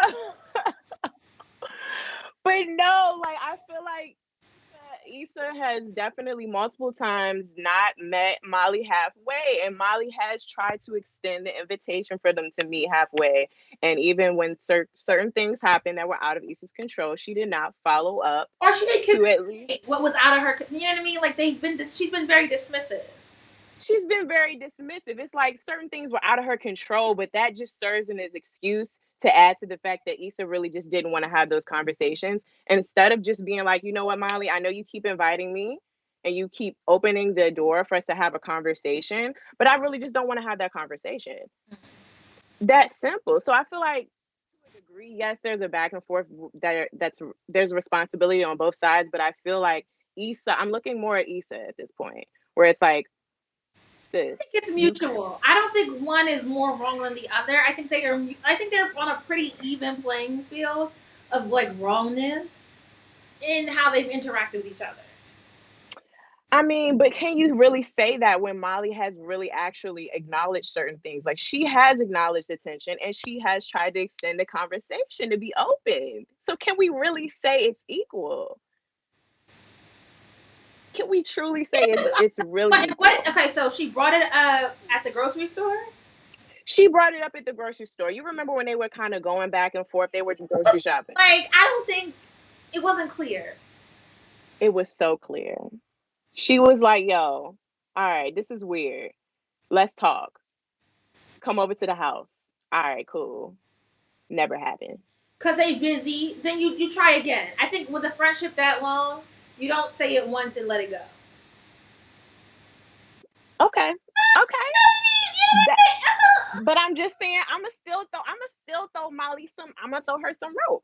Why? Because I do feel like the principle coming from Molly, it's wildly unfair.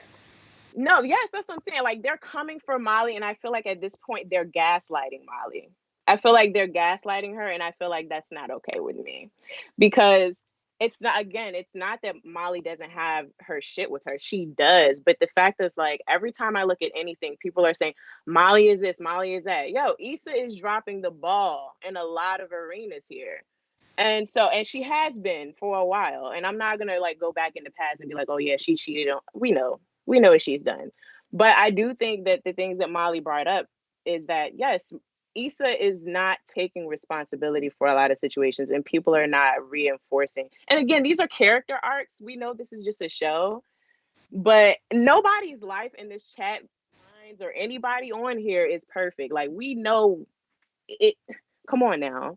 So my whole thing is like, first, I think the situation with Condola and Lawrence, the way it ended, I hypothesize that he did tell Condola that they would probably still be together, because I think they still would be together.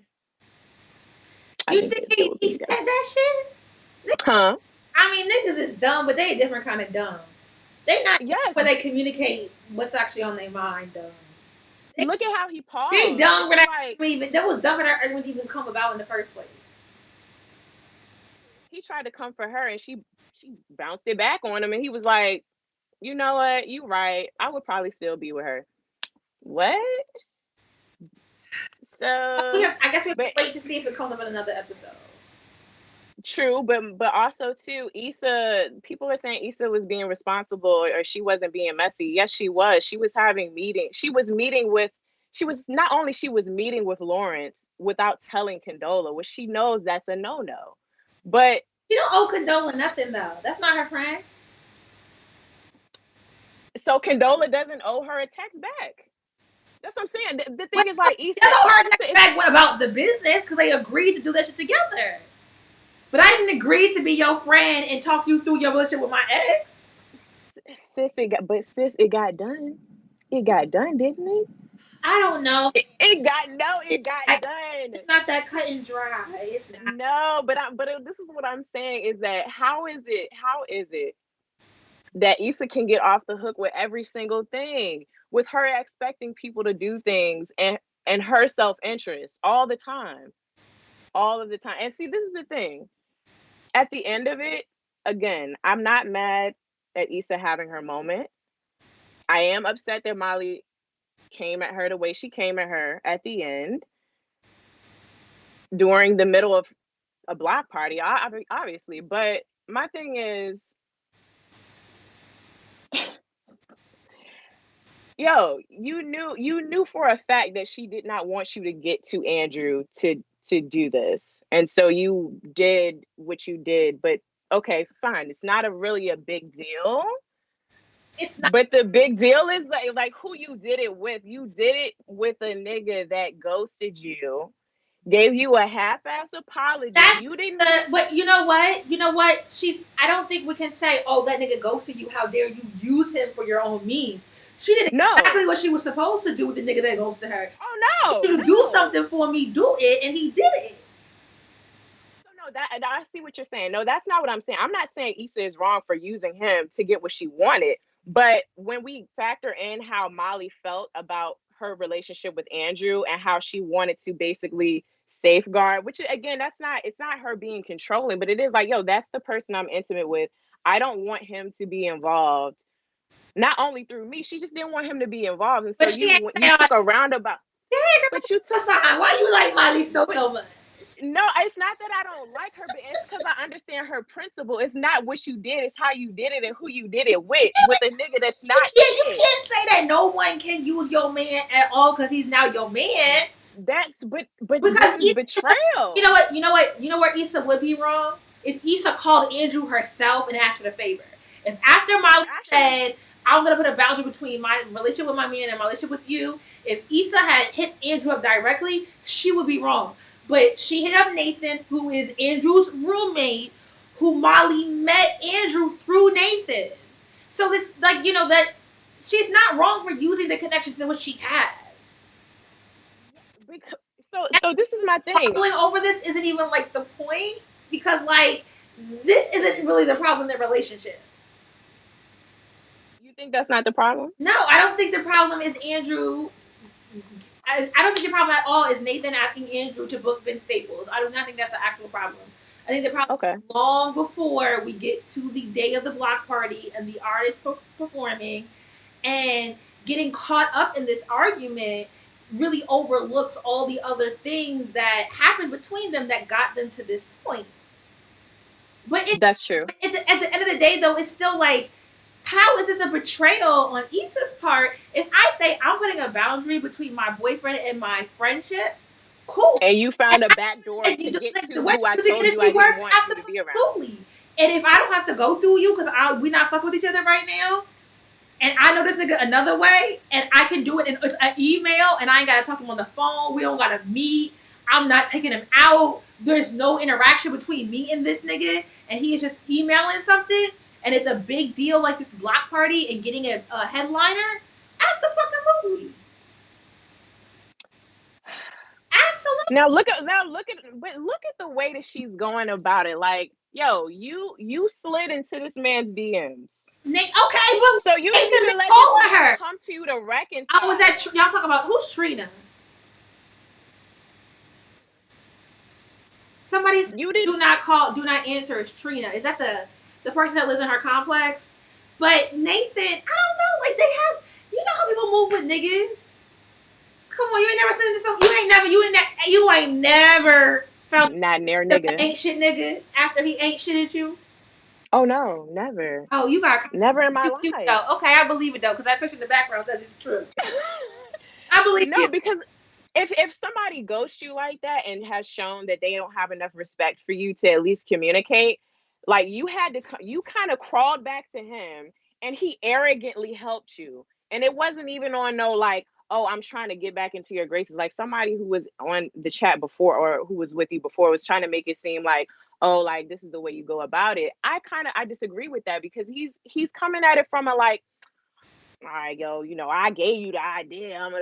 Like, yo, no, you need to be humble. You need to be humble in this stage because first of all, you're not somebody who can boast like that. You can't because you're in a vulnerable situation. Like you're on my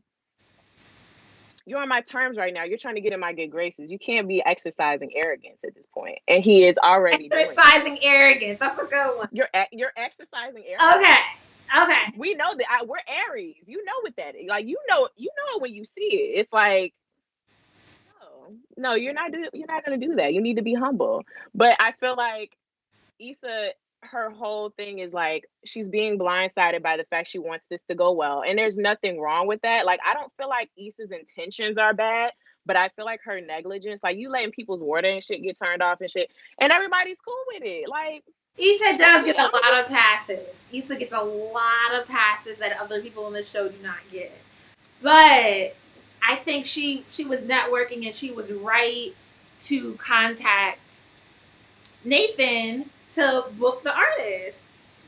Like, girl. So what is Molly's real? So what really made her tip over at that? Dabs at each other and throwing each other under the bus about their individual successes because they don't know how to address the expectations they have for each other as friends. And she still has an issue with season 1 when Issa got up on that open mic and rapped about her broke pussy. Like, and this has been a long-standing, you've done things to me that have hurt my feelings and I've eaten it. And I have needed you in moments where you have not been available. And I feel like I, for the most part, have been available to you and your ain't shitness without throwing it back in your face. And I don't understand right now, you can't. I don't need you to be my everything, but I need you to be supportive. And then for Issa, I feel like you constantly talk to me as if I'm a child.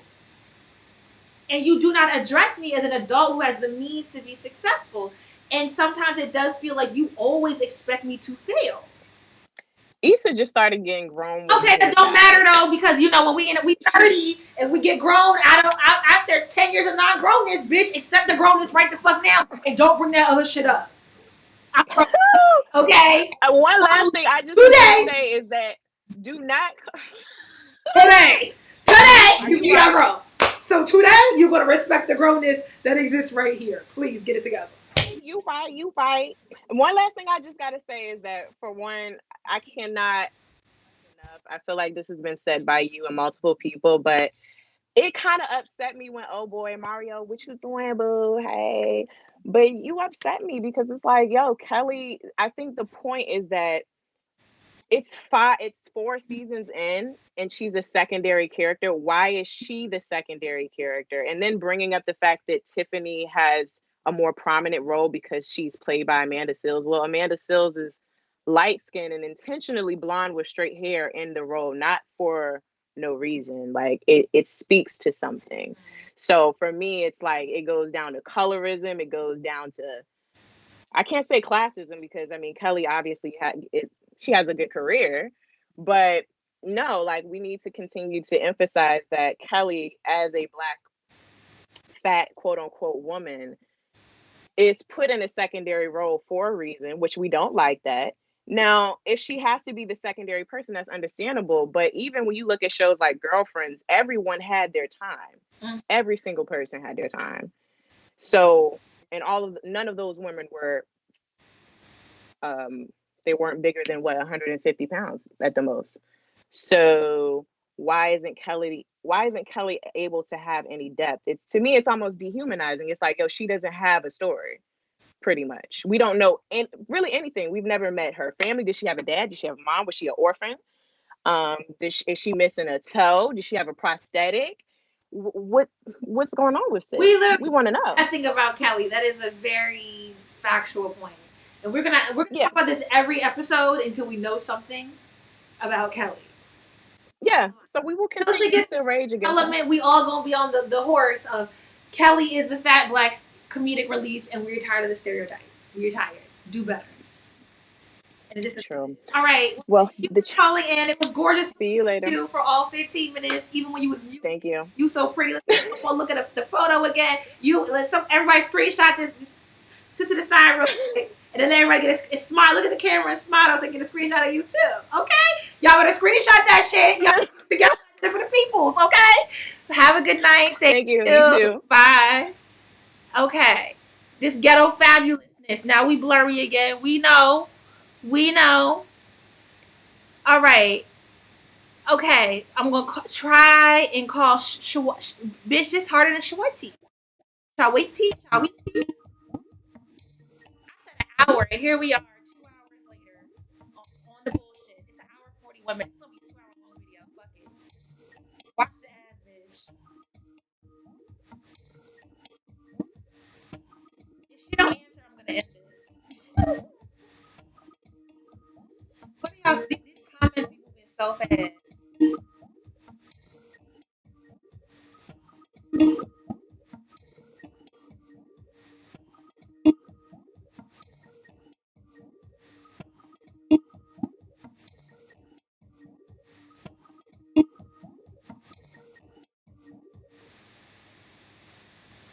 Hello. Hi. Hold on. I don't see. Hold on. Hello. Okay, you a little dark, but can you hear me?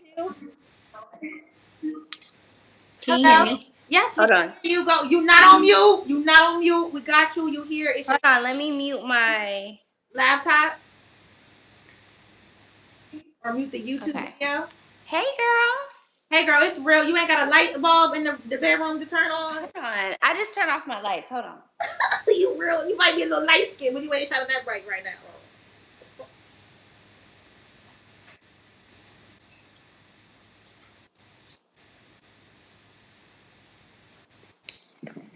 Okay, I'm back. Can you see me? I'm going to see the face, the beauty. Hello, welcome. Okay, so this episode, I didn't think it was going to go. Like, I didn't think we were going to have a blow up. I knew Nathan was going to come back.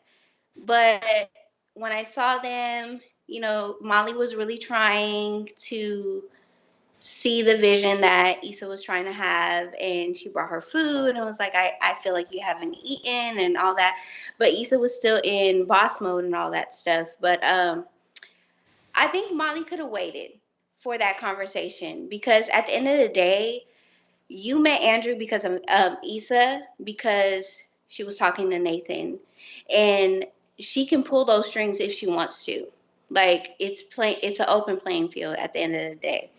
So for her to do that at the block party was very selfish in a sense for me, because then you know how we act when we act at a public function. If somebody's arguing, people gonna start making it a bigger dramatic effect, and somebody was like, this is my life, this is, you know, they were just making it bigger than what it was, and then everybody started acting up, and then the whole block party ended. So I thought Molly could have had a conversation after the thing. She didn't have to have it right then and there. And Andrew, I feel bad for Andrew because he didn't know that he couldn't help her.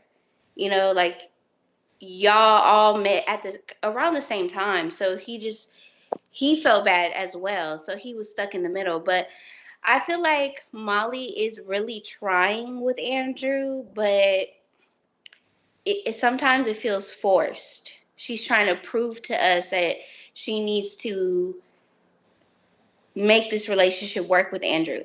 And sometimes it's cringeworthy. You know what I mean? So I like that she's trying to change, but it doesn't seem genuine or sincere.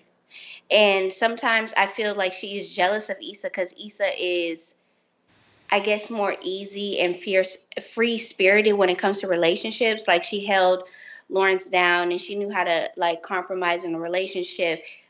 Molly would never ever be able to do what Issa did in a relationship with how she did with Lawrence. Issa really compromised. I don't know if it's compromised, but she held it down as long as she could. I don't think Molly could. That's You know what a I'm very saying? generous reading of their relationship.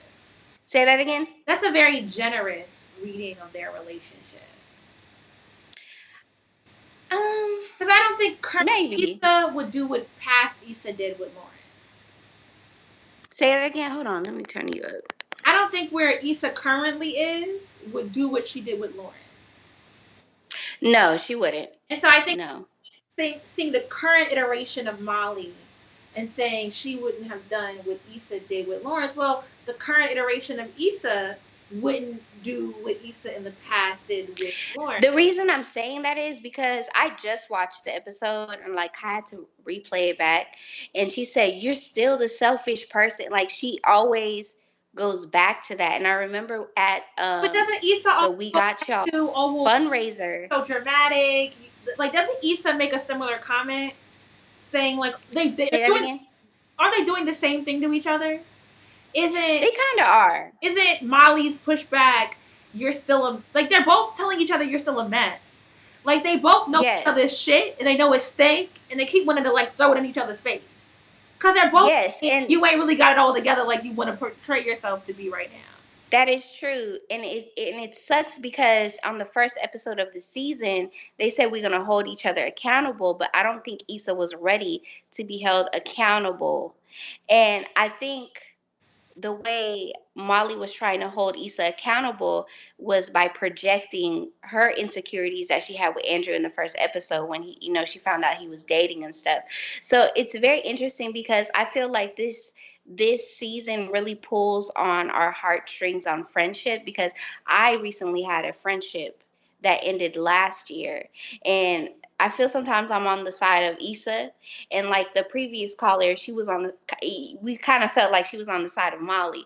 So I really feel like sometimes it pulls on like where we would be on a friendship that where we're like the best friends and things like that. Because when Molly was like, "Well, I'm your best friend," of course I would be here, and I would hear comments like that before, and it's like, no, a best friend doesn't have to tell you they're their best friend if they're playing their position. That's how I feel. And I feel like there has been a role that Issa has been playing. We don't only see it with Molly, we see it with Kelly. When she's like the what, where, why, who, why, all that. And then she goes back to why is Issa doing this? We see that Issa plays this role of, she's still always trying to figure it out. And I was watching the wind down, and it's like she had to prove herself to her group, and then it's just very interesting. And then we have Amanda's character. I'm trying to figure out what's going on with that. I feel like, is this Derek's baby? What's going? I love Amanda Seales. I love her, but she's like her loss because she wasn't breastfeeding or it wasn't latching or whatever the case is. And then you see Derek is more attached and all that. And then we see Kelly Amine was on the episode. He's Eritrean, Ethiopian. I'm Eritrean, so I was like, okay, we saw you, Issa, on it. I was like, I think he's Ethiopian, but maybe he's Eritrean. But no, he's half He's Like he look both. a little Eritrean, but I'm not from there, and I know it'd be hot. That'd be a real hot statement, and the person be like, "No, I'm." No. I mean, I'm born here. I'm born and raised in America, Houston, Texas. Like Mr. Kendrick, okay, Nathan, aka Nathan. I'm from Houston, so I love that they connect everything with people's backgrounds on this show. But yeah, it was very interesting. I wish we could see a little bit more with Kelly. I know that's been a whole thing. I know King of Reeds, he's been saying like, oh, the fat phobia and all that. And then we had a black man that was bigger and all that stuff, and which was great. But now we want to see it reciprocated for the female side. We want to see Kelly, be in a more deeper connection with a male partner than just sex. I get it. I really do. But I don't know why it is that, maybe is it because Amanda Seal's character is married? I don't know. I don't know why they wrote it that way. But also we have to think, did Natasha, she doesn't want to do those things. We have to think about it in that sense too.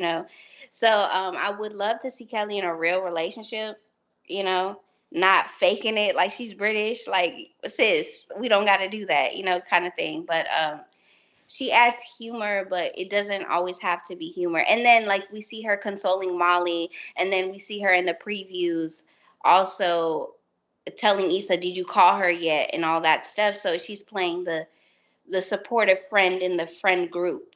Mm-hmm. You know what I'm saying? So I want a little bit more development for Molly, and then also like Condola, we see her in this show, in this episode, and I was like, oh, this is how we acting? Like, okay, like Issa is not okay, y'all broke up, but Issa didn't know. Like, you can't hold that against I'm gonna Issa. add a comment. Somebody's saying, "What if?" Did I add it? Oh no, I didn't. Hold on. What if Kelly is aromantic? It's okay to not want romantic connections or sexual. Then that should be addressed. It's not that she has to end up in a relationship, but if there's any, True. That her character needs to be more developed, and it can't just be a punchline. So she could be. True. She's clearly not asexual. I don't know. Maybe she has some trauma. Maybe she has some vulnerability issues. We don't know because she's literally the punchline, and that's what we keep harping. Mm-hmm. So. Yeah, it was very interesting. Like, to see Nathan get brought up very quickly into the episode. Like, he was brought in the first scenes of the episode, and then we see him transition into the block party. But with Kelly, it's just like it's like joke. Like, she's dating this. We never know, like, when she's dating, when she's met someone, and they could really, and that's the thing. I hope, like, they listen and tune into the comments of, like, what we're saying, and she can suggest that in the writer's room, because she is in the writer's room. She's not just an actor. She plays a role into writing this show. So I hope she can see that for herself. Like, I want my character to have more development. You know what I'm saying? So that's just something that I don't know if she puts herself in the position that she wants to be the jokester. Like, we don't know. You get what I'm saying? So it's just kind of like, we all want to see like, because we kind of seeing, like, Tiffany's character. It's like, hold up, you really didn't want this baby. Like, you fucking asking about the freaking Frosé and stuff. And then the whole last episode, she was drinking Rosé the whole episode. She's not breastfeeding. Like, she's not. And then we see Kelly freaking, like, holding the baby. I'm like, why are you at the fucking house? Why are you trying to make this baby go to sleep? Like, I didn't understand. I was, like, confused. Like, I'm a good friend, but I'm not gonna be at your house 24/7 babysitting. That's not happening. Like, so I'm interested. I didn't think Lawrence was gonna be in the episode, but I'm interested how he's gonna be incorporated throughout the rest of the show, because Issa already knows that they're broken up. You know what I'm saying? But Nathan now is kind of in the picture. It's just kind of like, I wonder how they're gonna pull on that. Well, we gotta wait. And then We have to wait and see. We're gonna wait and see. And then I kind of also like that Issa's like, well, y'all both are in the wrong, and like her little mirror thing and stuff like that. And she's like, y'all, you don't have to jump the gun and be the first person to say something. You know, like they can say so. She can say something if she really wanted to. Who can? And we know Molly ain't. Who can? We know Molly ain't. Y'all gotta stop. No, they both. No, we know Molly ain't. But Issa ain't either. You can't say Molly ain't and Issa ain't. At least Molly gave it a try. Molly has spoken up. Molly has initiated the talk. Issa hasn't initiated. She did. And we can't put all this onus on one person to consistently be the mature person when the other person has consistently. I know, but Andrew made a great point when he was like, this pulling off an event like this takes a lot out of you. And I would hope to think that Molly would make the first move, but she probably isn't because she addressed it at the block party first. Because Issa wasn't going, we didn't know. We didn't know, like, when that whole ordeal. And mind you, I love that they had Sir on. I'm very disappointed. I love Sir. He didn't have no tour. We ain't gonna have no tour with this corona. So it was nice to see Sir have a little showcase and Vince and all that. And it was but at this Alexis Isley. Huh? I'm surprised I didn't recognize her because I follow her on Twitter. It was Alexis Isley. Who? The young lady that was singing after Sir. Oh yeah. Alexis Isley. Yeah, I mean, I feel like this show pulls on our heartstrings a little bit more because we've been in these situations. And it's like a 50-50. You've been either Issa, I know I've been Issa, and I know other people have been Molly. And I've been neither, but I feel them. Yeah, but I do see that Molly has been trying to really put that work with her friendship, and she's been putting that work in with her relationship. I do acknowledge that. Yeah. I really do. You know, she like she said, she never really had to put first like her relationship and work. You know, before old Molly was like, you gonna deal with it. Like, this is my job. Like, I'm not gonna put my job on the back burner for you, you know, and she's really trying with Andrew. And it's just gonna be very interesting. We got how many more episodes? 5 more episodes before it would have been like three episodes. So we're gonna see. We have more development. Like, wait and see if you want to give it grace. But thank you for calling in. Thank you. I appreciate it. Yo, insight. Have a good night. It was wonderful. You too. We're gonna have Alrighty. Bye. See what's happening in the chat because I think I'm going to end this because it is 1:22 and I still need to wash my face. Let's see. This is the last person.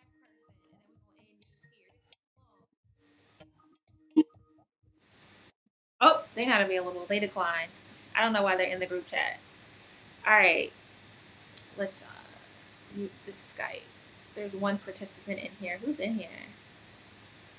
I think everyone. Shayna. Oh. Carly. Sweetie. I think we already talked to all these people. Okay. I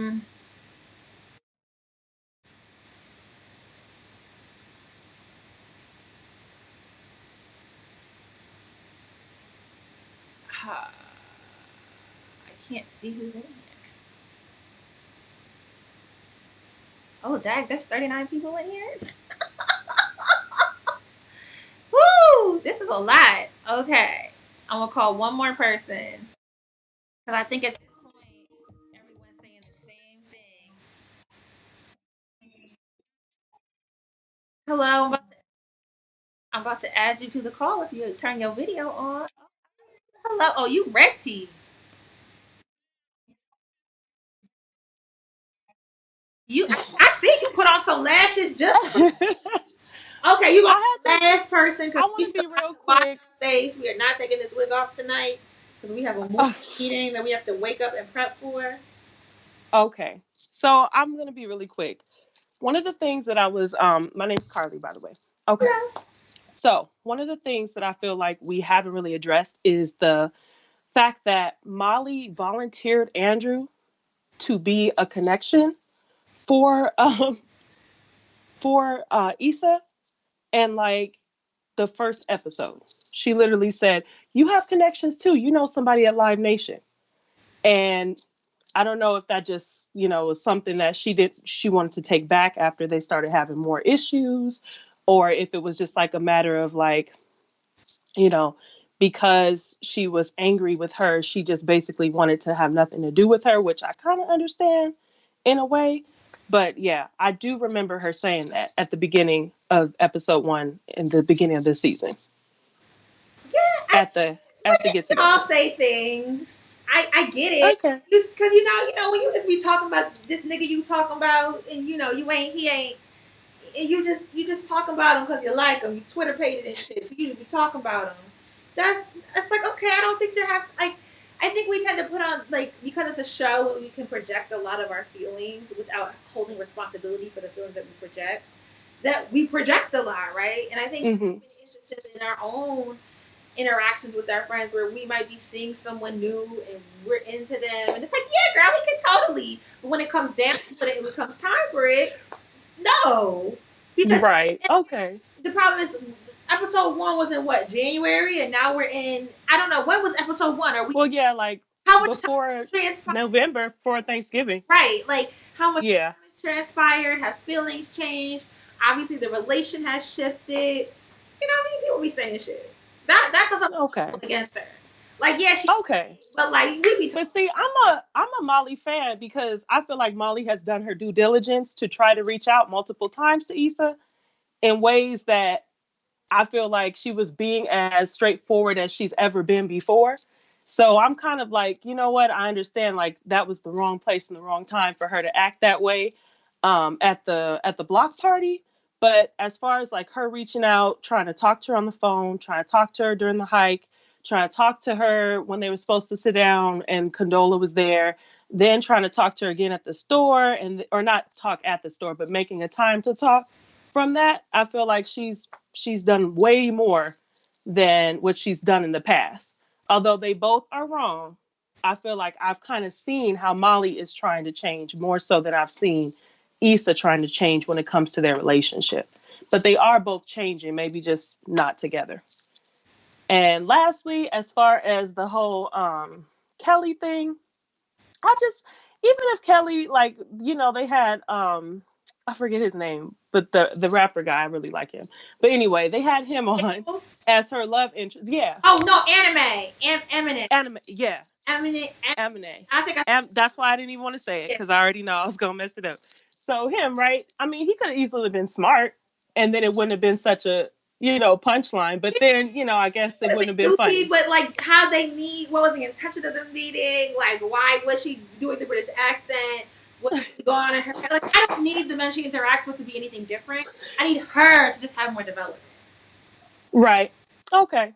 But yeah, they could do better. That's all. They could do better. All right. Well, thank you for calling in. What we have? Have a good night.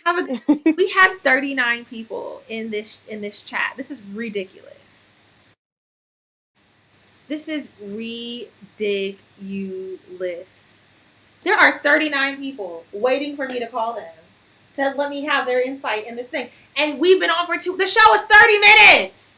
It's 2 hours later. Nobody's going to watch this replay. All right, I bitch need to wash her face. We're not taking this wig off tonight. We're going to sleep in it. I think I have a meeting at 10:30. What's wrong with my life? And I have to get up and prep for it.